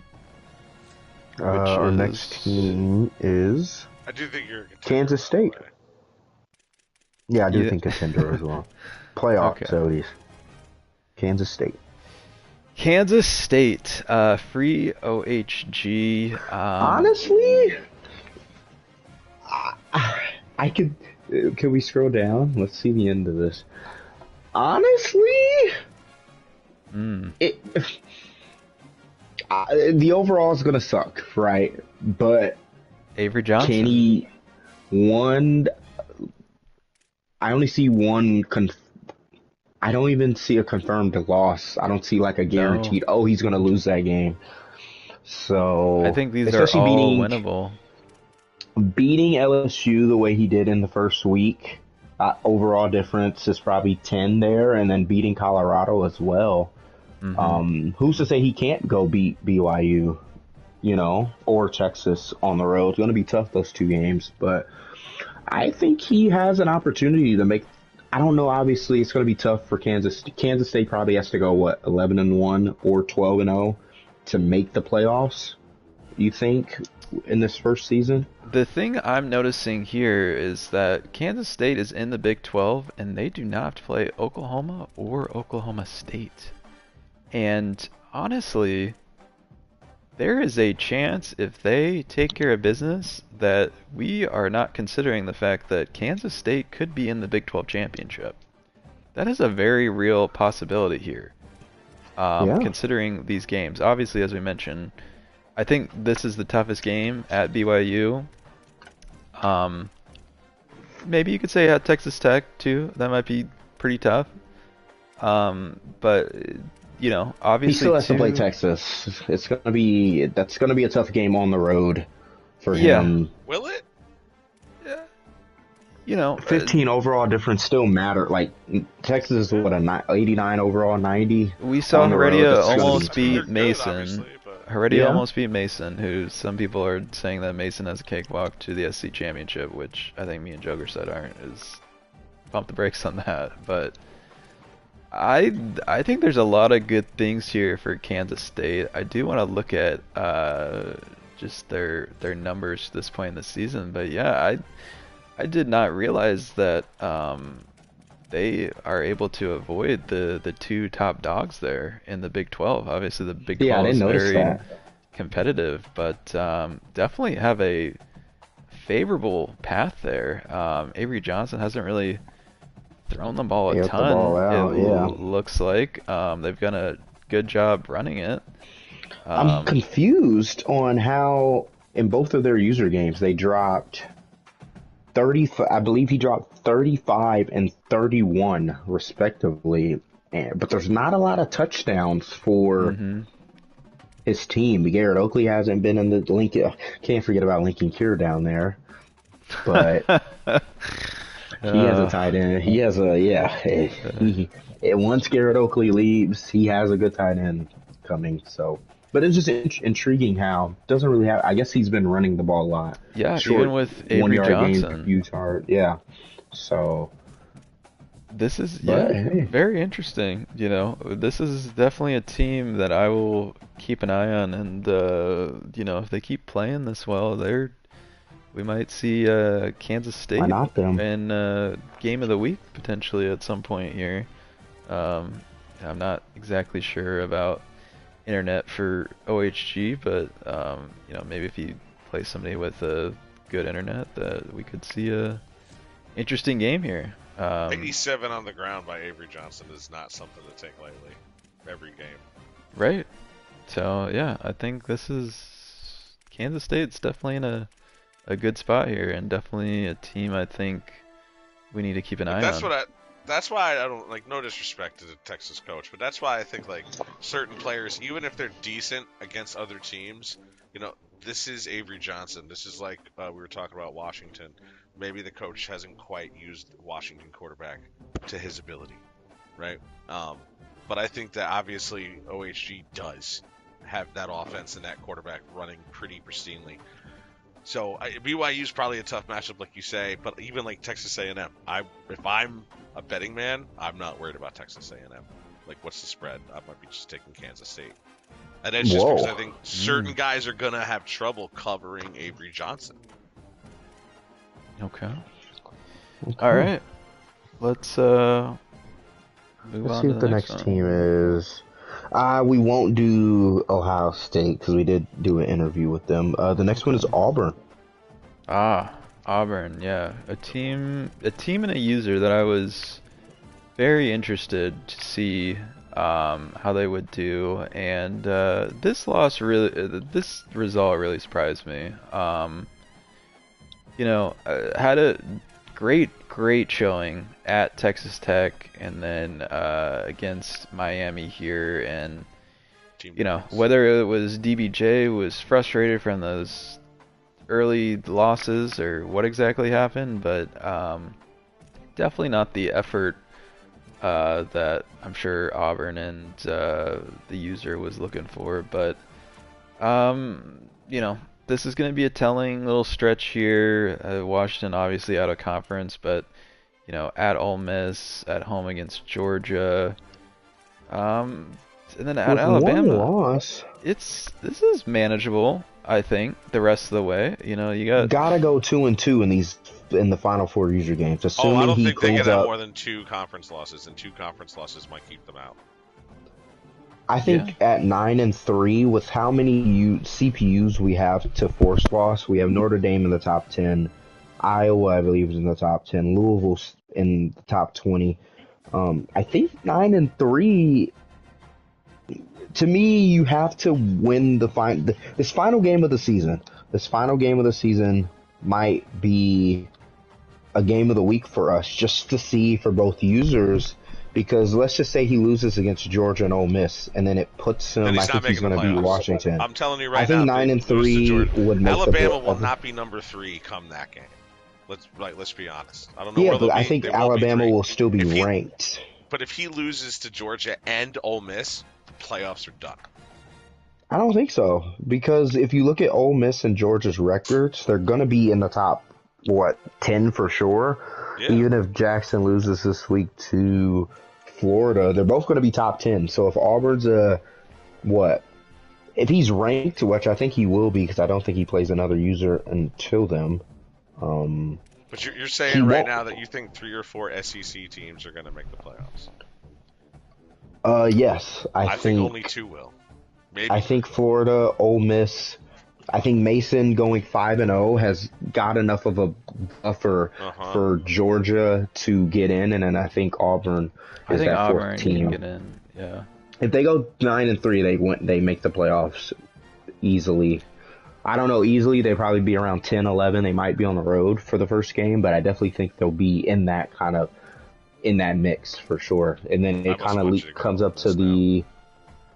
It kind of leads to me the Georgia or the Bama Auburn game in the final week of who kind of makes the playoffs. I think we'll know by then.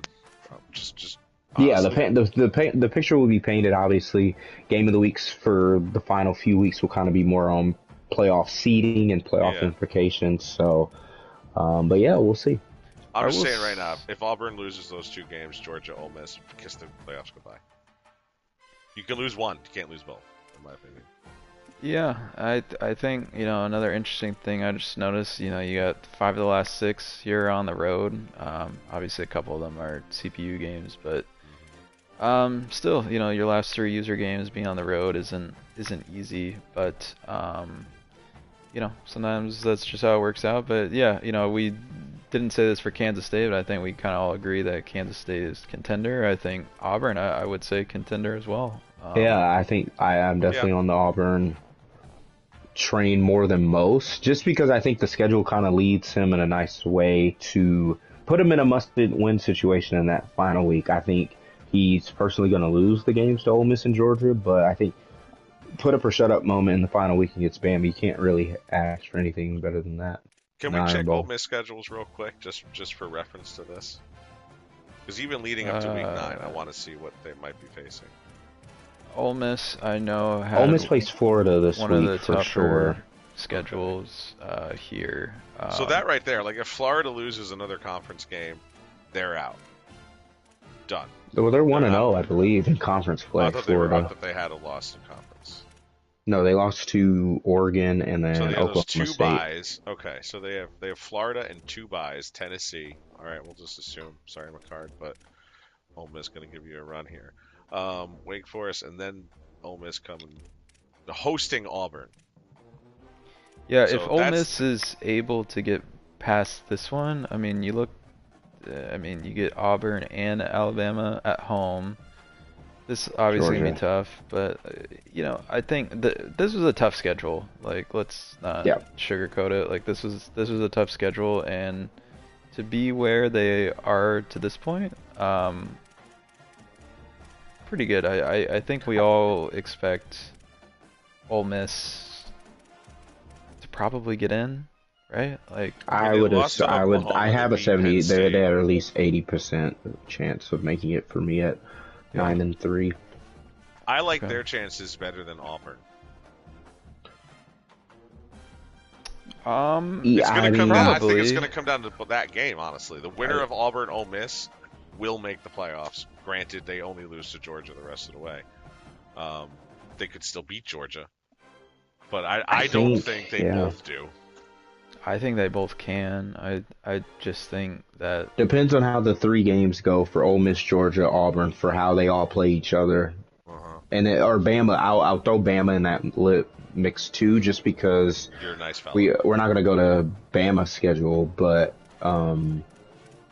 Bama's just to push each win and each week as we pass for Bama as closer we get to the playoffs just gives them an extra buffer week for their team. So yeah, and I do want to look at something with Ole Miss because I am looking at the list, and Ole Miss was down the list, but they are one of the teams that we were gonna say contender pretender for. I think we're all on the contender end of that for Ole Miss. But I did want to look at what Ole Miss has been doing stat-wise, and this is about what I thought was they're not throwing the ball. They are definitely relying on Lacey in this run game, which like I can't really blame him. Is Lacey, he in the Heisman talk?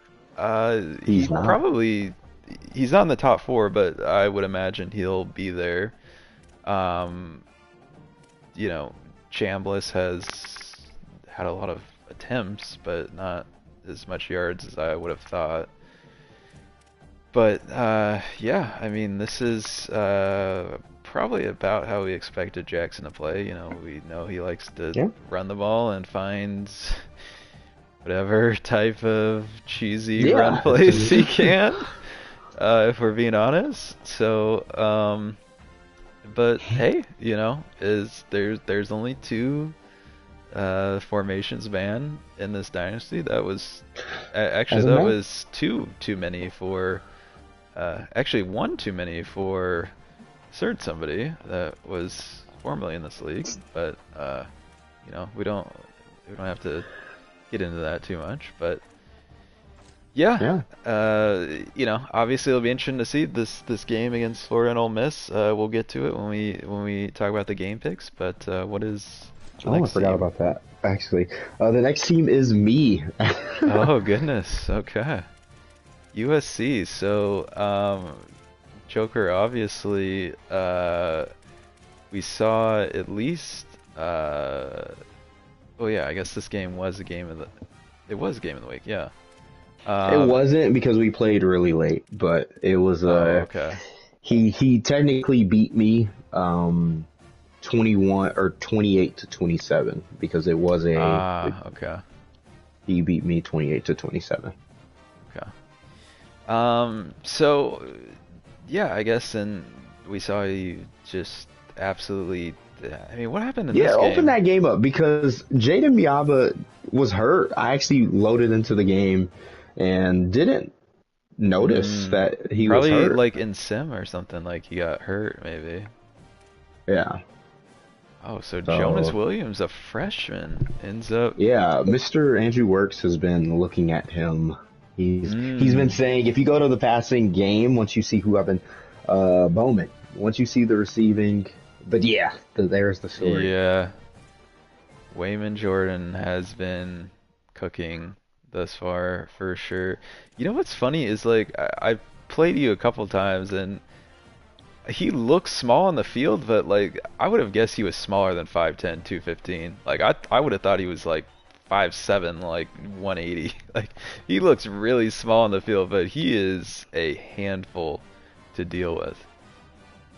Yeah, and then I'm surprised, but yeah, Bowman, Bowman the Showman, baby. Yeah, Bowman the Showman, baby. We've been using him a lot in the play now games, and yeah, 80. I believe he's 87 speed, 85 acceleration. So, wow. Oh, there you go. 90. 87 speed, 90 acceleration. Wow. I didn't know you could see that. Yeah. So, Bowman's been kind of the guy in the passing game that I've been looking at the most. Yeah, I mean, I just know from playing you a lot, you know, you love to utilize your tight ends in the pass game for sure. So yeah, he's definitely gonna be a weapon for you. And considering he's just a freshman, I mean, I'm sure you're excited and willing to pay him whatever he wants to stay with this team long term. Especially with that last name too. Gotta keep him on the squad, right? All right. So I mean, obviously this is a game that we've talked about a lot, but I mean, this rest of the schedule here, you know... Already taking my first one? Yeah. It's... all these... It's just... And we talked about this. This is just, for whatever reason, this is how it worked out with all these road user games. So, you know, what is the status of your quarterback, and, you know, how are we feeling about the rest of the stretch here? I feel like I'm feeling good that Miava will be back, but if I was entering this week 3-0 and playing DJ, I would have been a little bit more confident in the playoff chances. Yeah. But if I could hypothetically beat him, it would really kind of set up this second half of the schedule to put me in a lot of win situations for I sure. mean, all three of these teams have had struggles this year. Washington, Tennessee, Texas Tech, they've all shown flashes of just weaknesses in certain positions. These last two are certainly, your Everything's season gonna is rely on those two probably, games. your season is probably going to come down to these two games more than likely on whether or not you get in the playoffs, whether or not you make the Pac-12 championship. So, this Week 13 game is going to, without a doubt, be a game of the week. Definitely game of the week, yeah. I think for me, the game against BYU is bigger than the game against UCLA. I did lose to Steezy last time we played, so obviously a different game now, different teams for him at least. So I think the BYU game is personally a bigger game for me than UCLA. Okay. Yeah, but you could beat BYU, use the UCLA, and I mean, at best, be going on the road for the first round of the playoffs. Well, I mean, it's just there's just a lot in here, though, right? It's like maybe this Washington game, maybe Tennessee, but like even this Texas Tech game, there's no real like game that you're feeling great about, right? As far as these user games, especially with them all being on the road. Yeah, if they were at some at home, some on the road, then yeah, but all of them being on the road, just kind of anything can happen, right? Yeah, like I think my defense on this game against McCard, he would really struggle, but I'm going to be on the road, and obviously I think the game script kind of matters more. I saw that in the UCLA Ohio State game. Yeah, and you got to assume he's going to be better than he was today. He's going to play.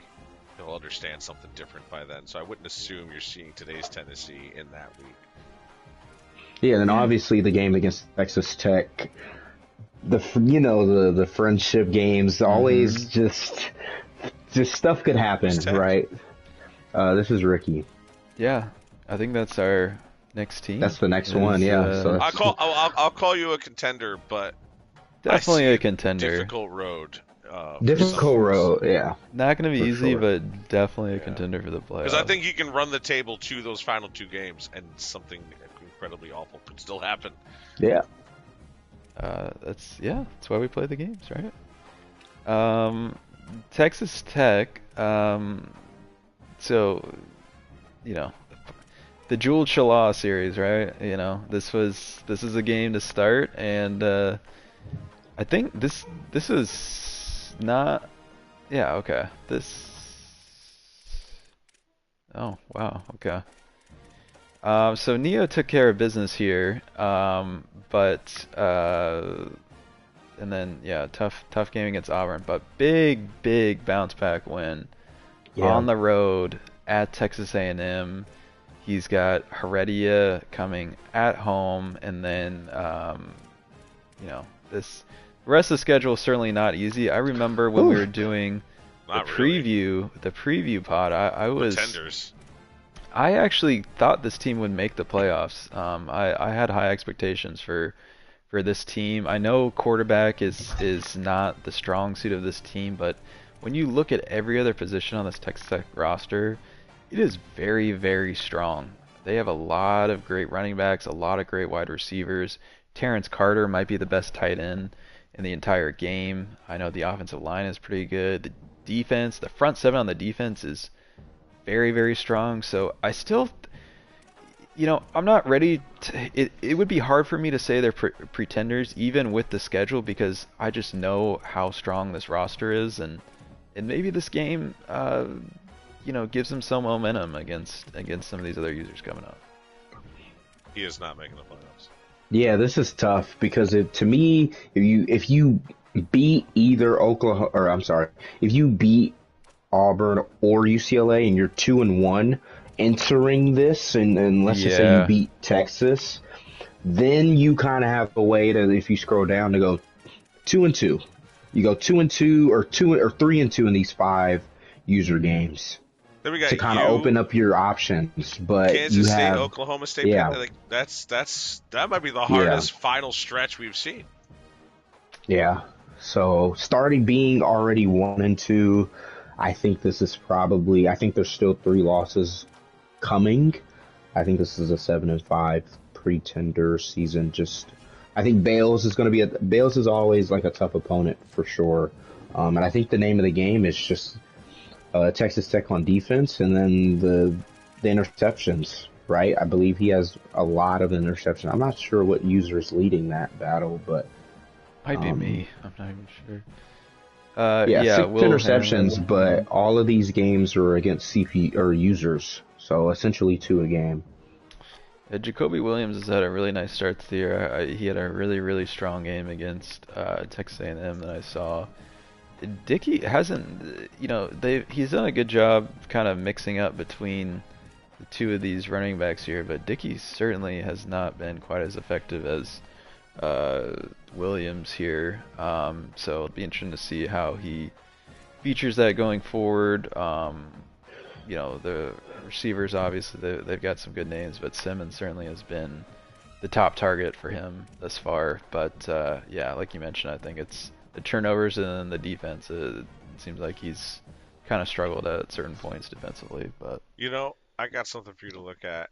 We would agree it's easier or it's more effective to run the ball than the previous 2 college football games. Right. In 27. All right. Go to Big 12. Right there on the left side. Go to Big 12. Now stay in passing and go by average yards per game.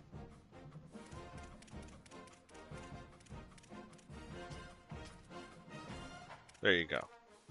These are your contenders that are users. Well, I want to say TCU. But notice who you don't. If you go down the list, who do you not see? Well, there's Texas Tech. There's Arch. But under 200 yards. Avery. I mean, Texas A&M down here, right? Now Avery's different. He's going to have a lot of rushing yards, so Avery's different. But these are backups. So in a game that's incredibly hard to pass, look at those 2 top guys. I definitely hear what you're saying.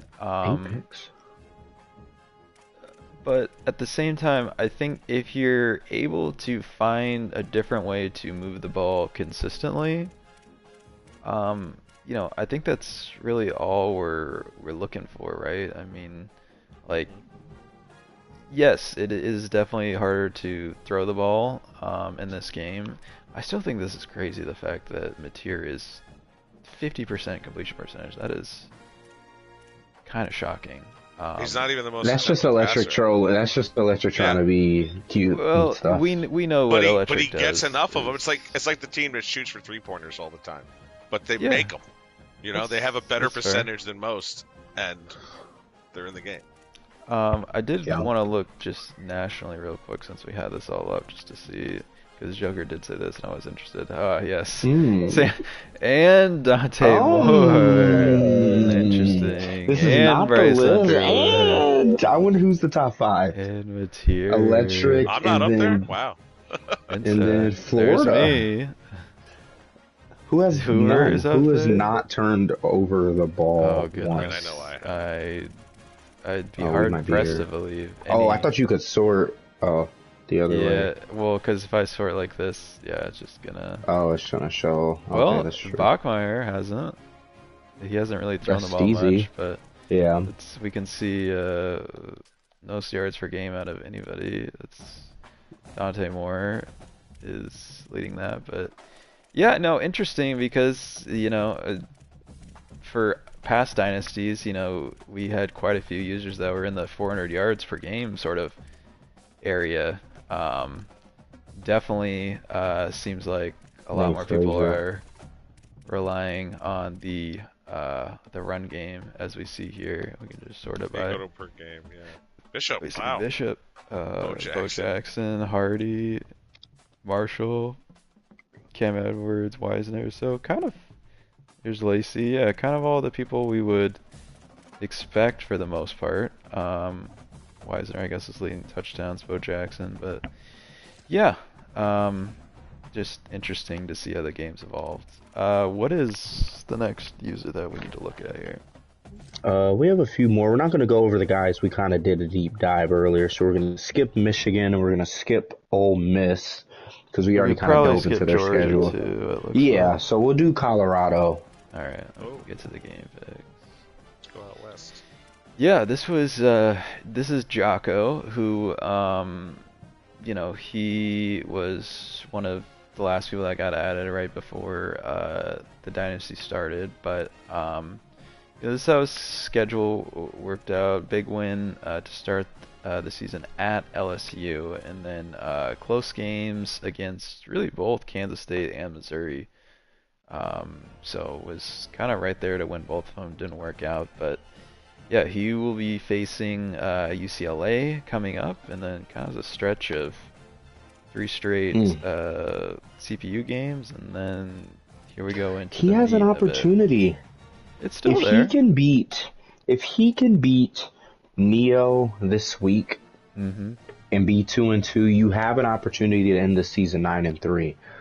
I don't know if that's obviously. I think the games again. I think Oregon's going to be a loss, but DJ has the tendency to let teams hang around. I think every user game plays down to his competition. Yeah, so I would say DJ should win that game in Oregon, but you know, things can happen. I think it sets him up to. These last two are very winnable, even though both I think on the road. turf. Yeah, I think for sure. So I think the UCLA game will kind of tail the season if Colorado could possibly make a playoff push. Because if you're 2-2, kind of win these CPU games, Utah, Houston get up the rankings, possibly be ranked by the time you get Oregon. You have an opportunity. You're totally right, because if he loses to UCLA, it's not unlikely. Well, it's only possible if he beats Oregon. I don't see him having two. I think he has to beat UCLA to kick this idea that I'm thinking into gear. Well, if he can. Yeah. Look at it this way, is that these are all out-of-conference games. He wins this one, true. And there's a loss here. I think 7-1 is making the Pac-12 championship, and that is very doable. Because he doesn't play BYU, he doesn't play USC, right. So I know that both BYU. I don't know if BYU plays Oregon. Maybe we can dive into their schedule, but I play BYU, UCLA, and Oregon. So that kind of, let's see, yeah. Oh, he didn't get the gauntlet of the Pac-12. He did not get DJ. And that makes that Week 5 game big too. The Week 5 and the Week 12 game, UCLA USC. Well, that's not conference, I guess, but still. Yeah, that's not conference, but to me, Colorado has an opportunity 7-1 just by missing both Oregon and USC. Or I'm sorry, just USC and BYU. They have an opportunity to represent. But it depends on the UCLA game. It's crazy, and I kind of like the way it sets up when, you know, we get a lot of these non-conference games to start, and you know, a lot of these matchups are really close, as we saw here, and you know, a play here, play there doesn't go your way, but you still know that even if some of these don't work out, you still have a chance if you take care of business in conference and you're able to get to a conference championship, potentially win a conference championship, that is your ticket to the playoff. I love the fact that we can test teams early on, and also, you know, if things don't go quite 100% smoothly, you still have the chance to fight your way back this second part of the season. I would not want to be the rankers, the people in charge of ranking these schools, because there's going to be so many upset losses based on rankings, and things are going to go haywire the next 3 to 4 weeks. Yeah, and that is, I don't know how exactly, I haven't done enough fiddling around with the dynasties to see how the rankings are, if the rankings are good. I know people had a lot of issues with how the rankings ended up in the last game, but yeah, I mean, I think if you were a team that kind of started out pretty highly ranked, like you're gonna have a little bit of an advantage. Like I think maybe you have the grace for an extra loss that a team like Colorado or Kansas State that wasn't really in the mix for the top 25, they have to kind of overcome that. But again, by the time we, work these things out, the next college game day that we do, we'll have a good gauge on where all these teams sit going into the stretch run. So, all right, that brings us through everything pretty much. The last thing to do is to make some picks for week 4. So I'll just kind of sort this out. Actually, I have these all written down in the spreadsheet. So the first game I have on here is Alabama and Clemson. Here we go. Obviously, Brink is in here. Brink, what do you think the biggest key for this game is going to be? Taking care of the football. We have moved the football on, every offensive drive, even on our first game where we kind of struggled against Arizona State. We didn't struggle to move the football. We struggled to take care of it. And as long as we take care of the football, like I said, we don't get in the way of our opponents making mistakes. All right. Well, let's make some picks here. What are we leaning? I You think know how I'm picking in that game. I think I have Bama as a 5.5 point favorite on the road. I could see 3.5 because it's still a pick 'em on the road. But I think the overall difference. I'm gonna take Bama. I'm gonna take the Bama there. Keep in mind, in the last game where I had an even worse quarterback, I came back on him. I was down 21 and came back in the fourth quarter. And like I said, we don't get in the way. I think this is a real toss-up game. I think it's, like Brink said, I think it's probably going to come down to who turns the ball over, who doesn't. Definitely expect this to come down to the fourth quarter, but I think I'm going to take Clemson at home. I think Clemson at home is going to be the play here. So. Well, Brink, we're not going to let you pick because obviously, I'm picking Clemson. It's done. Yeah, it's done. Right. 2-1. 2-1 Clemson. The next game I have here is Michigan State in Washington. This is an interesting one. If both these users play, because yes. I have no doubt that T-Bird is going to play. He already reached out, it sounds like. Slick is, of course, the question mark here on whether or not he's actually going to play. You might be right. I have played Slick at least once or twice in the Dynasty, and he is certainly no slouch at all, and I think Michigan State's a pretty solid team. But I think Washington probably has a slight overall advantage, I think. I think Washington's the better team, yes. Yeah. I think to be safe, I'll probably say Washington, but if Slick shows up and is ready to play, certainly could be the other way. Yeah, Slicks, we're just going to be honest, he's on the boot list. If you do not play this week, we're removing you. So, no pressure. You have until Sunday. But I think if they play, then yes, I think Slick will win the game. But, we warned him. We're not playing. If T-Bird uses the quarterback the way he's meant to be used, then I don't know that Michigan State has the defensive talent to stop him, even with a skilled. You know, if Washington throws the ball a lot and turns the ball over and tries to run the ball in situations where maybe they, you know, it's just that game against UCLA, it was a little sloppy. There were some things, I was watching some of that game, there were some things I thought he could have done better. I know he can do better. So that's why I feel like even if Slick plays, he hasn't been that serious on the game just yet. Even if he plays, I don't know that I'm that confident in him. All right. 2 picks for Washington. The next game will be Kansas State in BYU. This is a good one. I wish This might these be the games. absolute game of the week. This could be an underrated like game of the week, and it's unfortunate because you know we wish obviously everyone's internet was good enough to stream, but that's just not the situation. But I'm gonna have BYU. I think BYU is just the better user. I know OSG usually has some lag issues and on the road and a worse team. I'm definitely gonna go BYU with this one. If BYU has the linebackers that are going to keep up with Avery, then sure.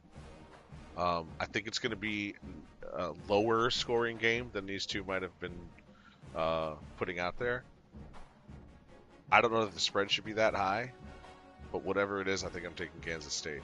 What would you put the spread at? I guess like 2.5. Oh, I was thinking like 4. I was like 4.5. I'd probably say 4.5 for BYU. Leaning, yeah. I just think Kansas State makes a strong push to get the win here, and not that BYU isn't very good. Clearly they are, but just the way that the Kansas State team is moving. I know they're unranked, but that almost doesn't matter at this point, right? Again, if BYU's defense can keep up and kind of bottle, we have 10 people watching offense, right now. I didn't realize there's that many people watching. I'll take BYU if they can do that on defense. I just don't know that they can.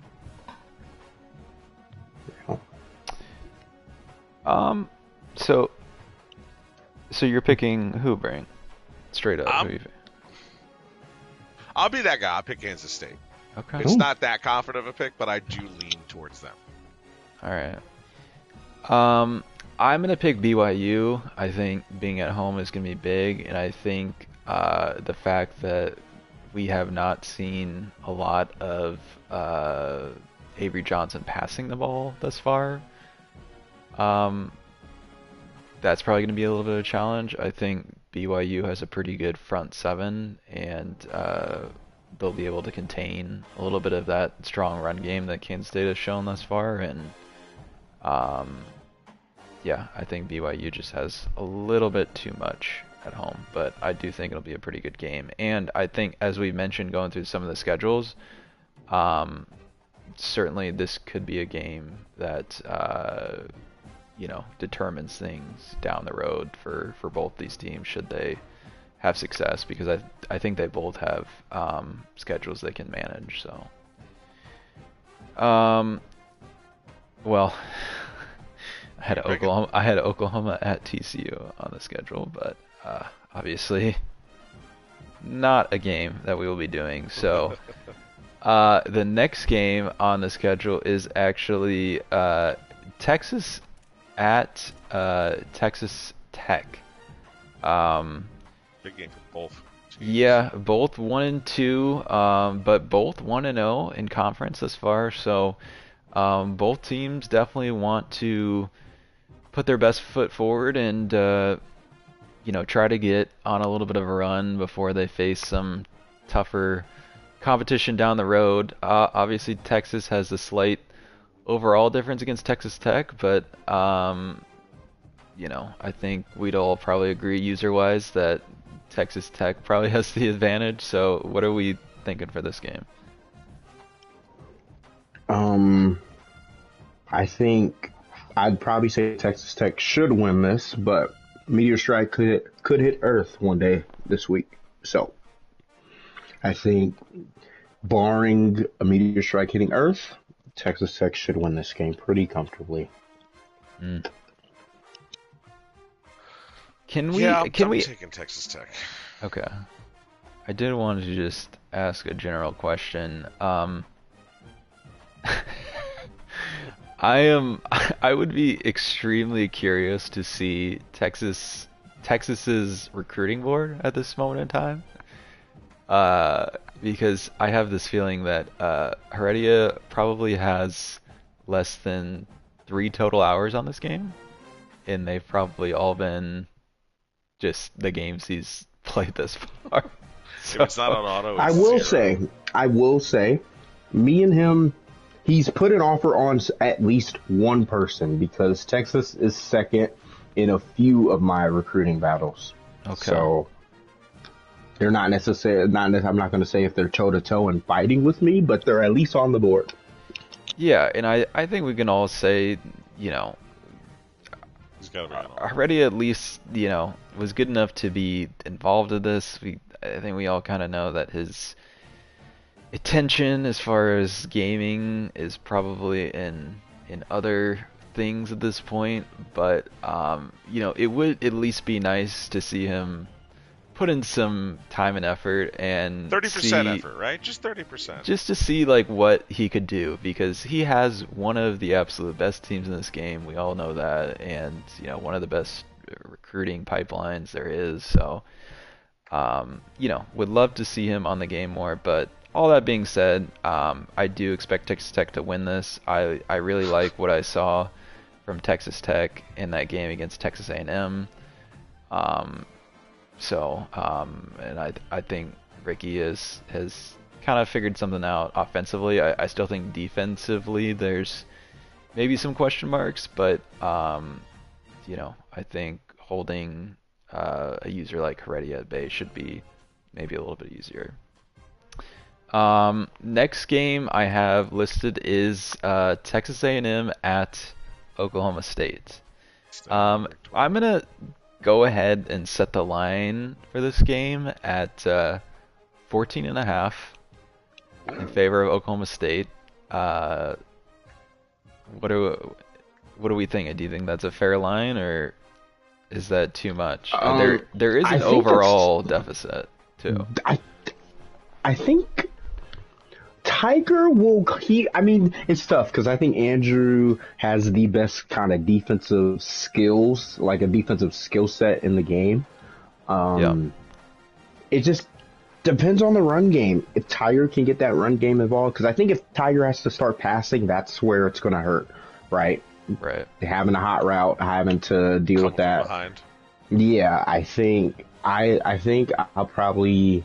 Yeah, I would say 14.5. I think Oklahoma State takes that. I mean, A&M on paper is better than Oklahoma State. Right. But yeah, it's going to come down to the coaching.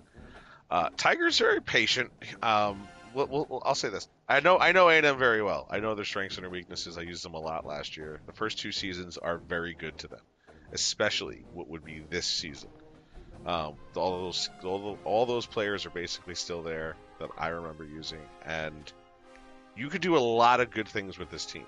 However, because Tiger is a patient, calm, doesn't freak out kind of coach, there's sometimes a lack of a sense of urgency.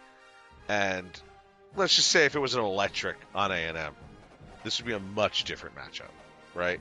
Mm-hmm. So there's a lot of stuff I think A&M can do. Can Tiger do it? I'm excited to see him try, and I hope he does, because I have as I said, a little soft spot for the Aggies. But yeah, I think Andrew just might have too much prowess on the gridiron to overcome. Yeah, I think I really like what I saw from Oklahoma State in that game against Florida. I think Andrew, obviously, we all know, like, he is one of the best users in this game. We saw that in these past games, College Football 26, College Football 25, whatever it be. But yeah, and I think it's maybe been a little bit of a rough start for him in terms of trying to figure out what works in this game, but it feels like he's making a lot of strides with that, and he definitely got the passing game working very well against Florida and DBJ, who is another extremely good defensive user. I think he is really ready to get back to the form he was in the last game and really challenge for this Big 12 and beyond. So I don't think he's going to take Texas A&M likely at all, and I think he is going to walk away in this one. Next game is one of our games of the week that we will be streaming at some point. Florida at Ole Miss. Obviously, we've seen Florida a number of times thus far. We saw Ole Miss against Oklahoma as well. Two guys that are very familiar with each other. What are we looking for with this game? So Florida's DBJ, Ole Miss is Jackson. Yes. This is a test for Jackson. I have confidence because of the Ole Miss team is better than Florida. Even if DBJ has a bit more, soiree at this sport here. But 2-2, like just not the start we would have expected from him. Maybe he's also still getting comfortable with the game. But like we saw before with the stat sheet, Jackson's already found something he's very comfortable with, and he's home. So if Florida has to play from behind, that plays right into the Ole Miss hands. If it's the other way around, I still think Ole Miss, like I said with Tiger, they're going to be patient. They're not going to freak out. They're going to run their game. So I still give them the edge, although it is close. I think this is a must-win game for Florida. Absolutely. You just because obviously the overall difference and then the QB situation when they play, I believe they play Georgia later in the season. That's going to matter. And even when you play Alabama and even some of these other teams, you just don't want to be 3 losses in the first 4 weeks, right? Right. Losing 3 out of those games would kind of put you in like you have to go 9-3. You have to go. And So there's no wiggle Georgia room.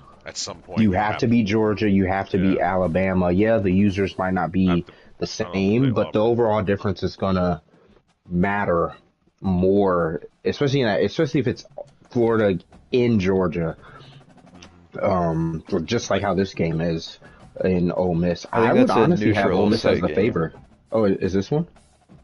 Florida and Georgia is always a neutral site game. So okay. I would have Ole Miss favored in this game at 1.5. Okay. So you're riding with Ole Miss in this one, and it sounds like Brink is riding with Ole Miss. What's the spread though? I think 1.5 is. Yeah. Yeah, it's a pick'em game. It is a pick'em game, and I think I'm gonna pick Jackson just because I think the run defense or the run game for him, the QB situation in this first year, that's gonna matter for DBJ on the road with those rookies. So I'm gonna go Ole Miss. Would it be disrespectful to make this an even push game, like to actually like it's a push? If you No. pick a winner.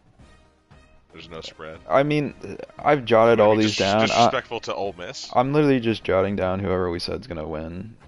We've kind of made up spreads for a few of them. Haven't really made note of that, but I'll post all of our picks that we made for who's gonna win in the chat later. But for me in this game, I think I am encouraged from Florida's sake for the performance they put in against Auburn. Absolutely going into Auburn and dominating that game, I think was really, really big for Florida. Obviously, they needed that. But, I think DBJ, in some of the post-game interviews that we've asked him about, is the struggles in the passing game has been kind of his problem. Jones Jr. has not been what he maybe thought. and it seems like he's missed, at least in the games that we've seen, a lot of open throws down the field, and on the road at Ole Miss, you can't miss a bunch of those, and I think I do really, really want to pick Florida, and I still might, but that does give me a lot of concern on whether or not he's going to be able to hit some of these open routes down the field or not. I think this is a game where Jackson is going to pull out all the stops to try to confuse Florida or try to take advantage of them on the offensive end. So really, really close, but I do just think I also have to give the edge to Ole Miss, just because of the overall difference and the fact that mainly just the quarterback overall difference. Chambliss is certainly much more reliable in all aspects of the game than anything Florida is putting out there. So definitely going to be interesting if Florida does end up falling here on how they're going to look the rest of the season. But I think Florida has to start fast and strong. Like, they have to try to go up by 2 in the beginning. Yeah. Second to last game we got here is UCLA at Colorado. We kind of, we dove into Colorado a little bit, looked at their schedule. It's certainly manageable, but this was the game we all circled, right? This is the big important matchup. You got UCLA coming in to Boulder. What are we thinking about what could happen here? I think I have Jocko as this is definitely Colorado less than a point favorite, 1.5, 0.5.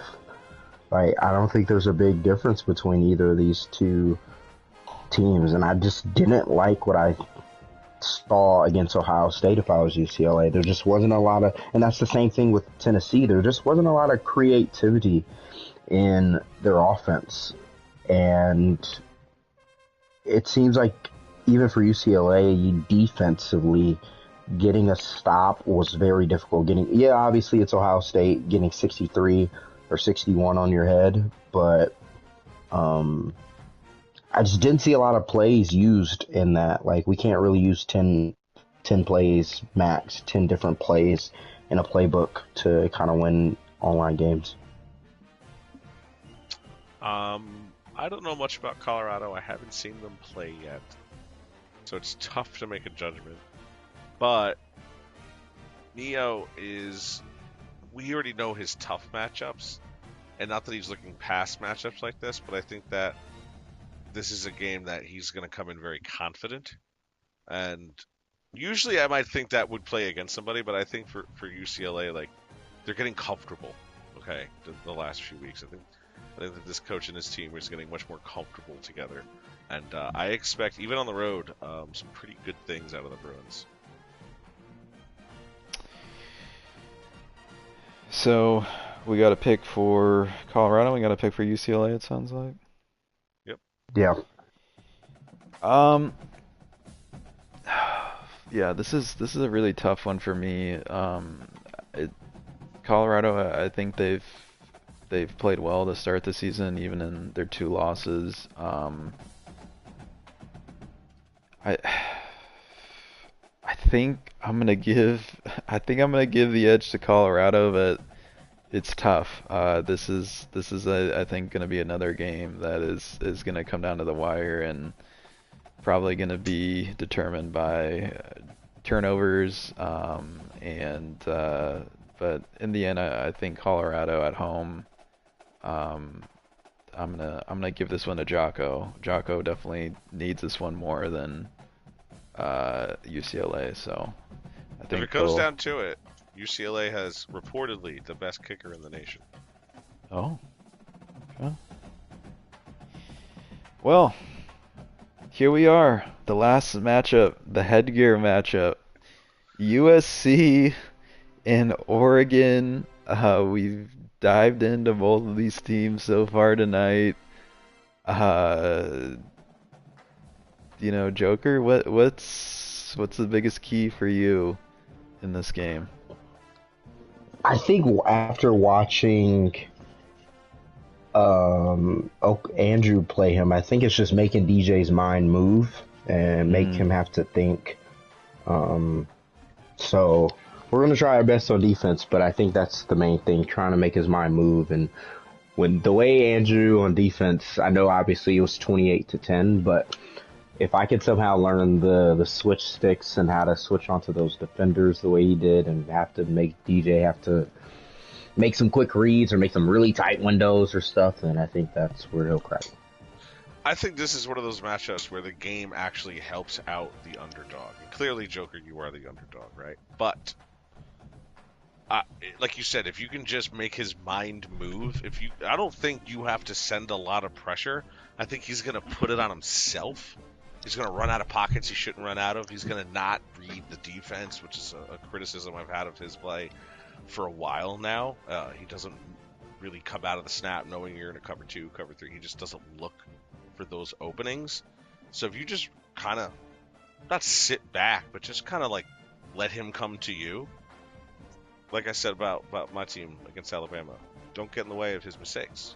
Like, he's going to put pressure on himself already. If you can just kind of, if you could gauge his rushing plays, which will be few, a little heavier in the beginning maybe, you're going to put him in these like 3rd and 8s, 3rd and 12s, then I think you're really going to see the true DJ come out.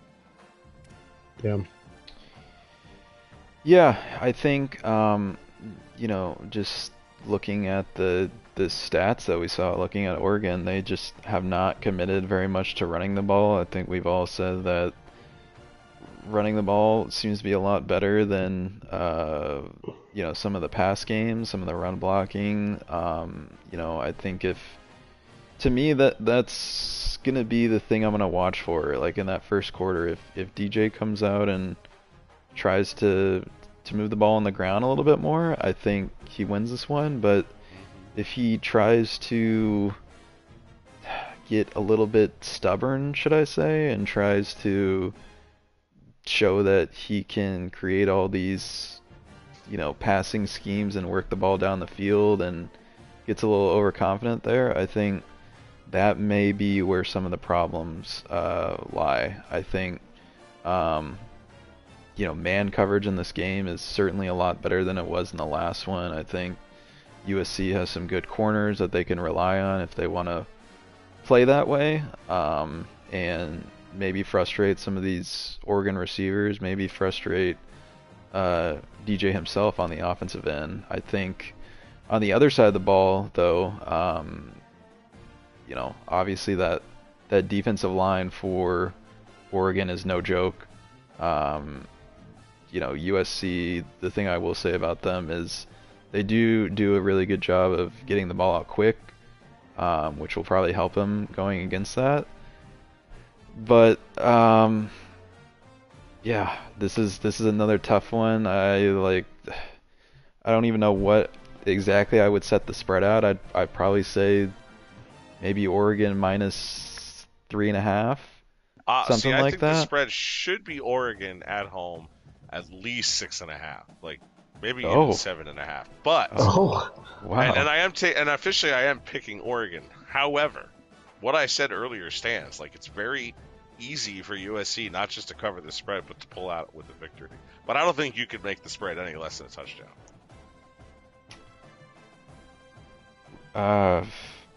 See, I don't know about that, but I do think it's going to be a very interesting matchup to watch. I'm gonna go with Oregon, just being at home. I think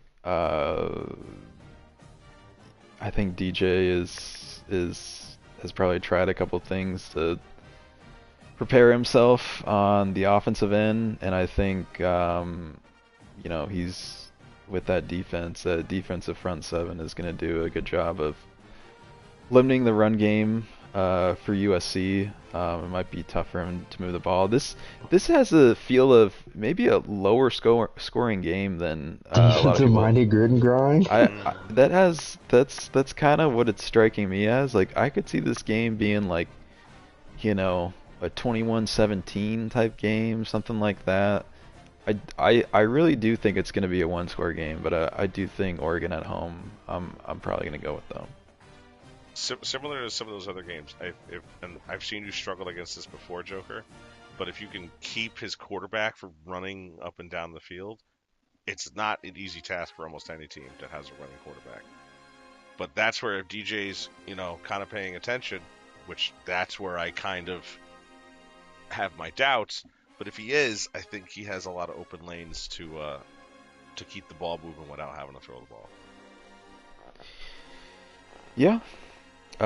So we'll definitely be excited to watch all of these games, but certainly the game of the week's Florida at Ole Miss and then USC at Oregon. But that should just about wrap it up. We have been on the air, I believe, for 2.5 hours. It honestly doesn't feel like it's been that long. Like we've done a really good job of recapping everything. We got to talk to a lot of different coaches. It's been a lot of fun. Appreciate Joker, McCard, and Brink for helping us out with this, and then all the other coaches that were here. Hope to hear from quite a few more in the next edition we do in a few weeks' time. But any last things that you guys want to say before we get out of here?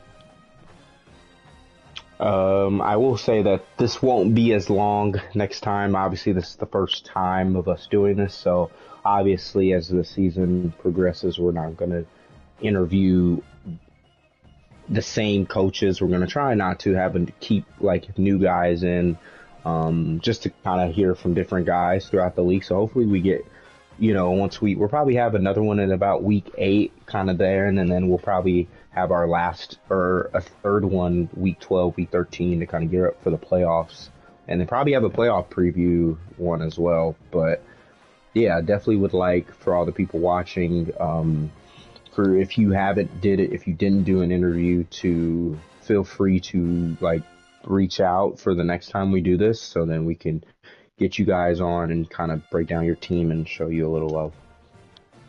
Yeah, I think that's the beauty of what we're able to do, and we'll sort of highlight some different teams the next time we do this. But it's been certainly a great start to the season. Thanks for everybody that's helped out with that, and we'll just look to keep it rolling here. But for everybody that has joined, appreciate it, and we will catch you all in the next one. Thank you. Bye.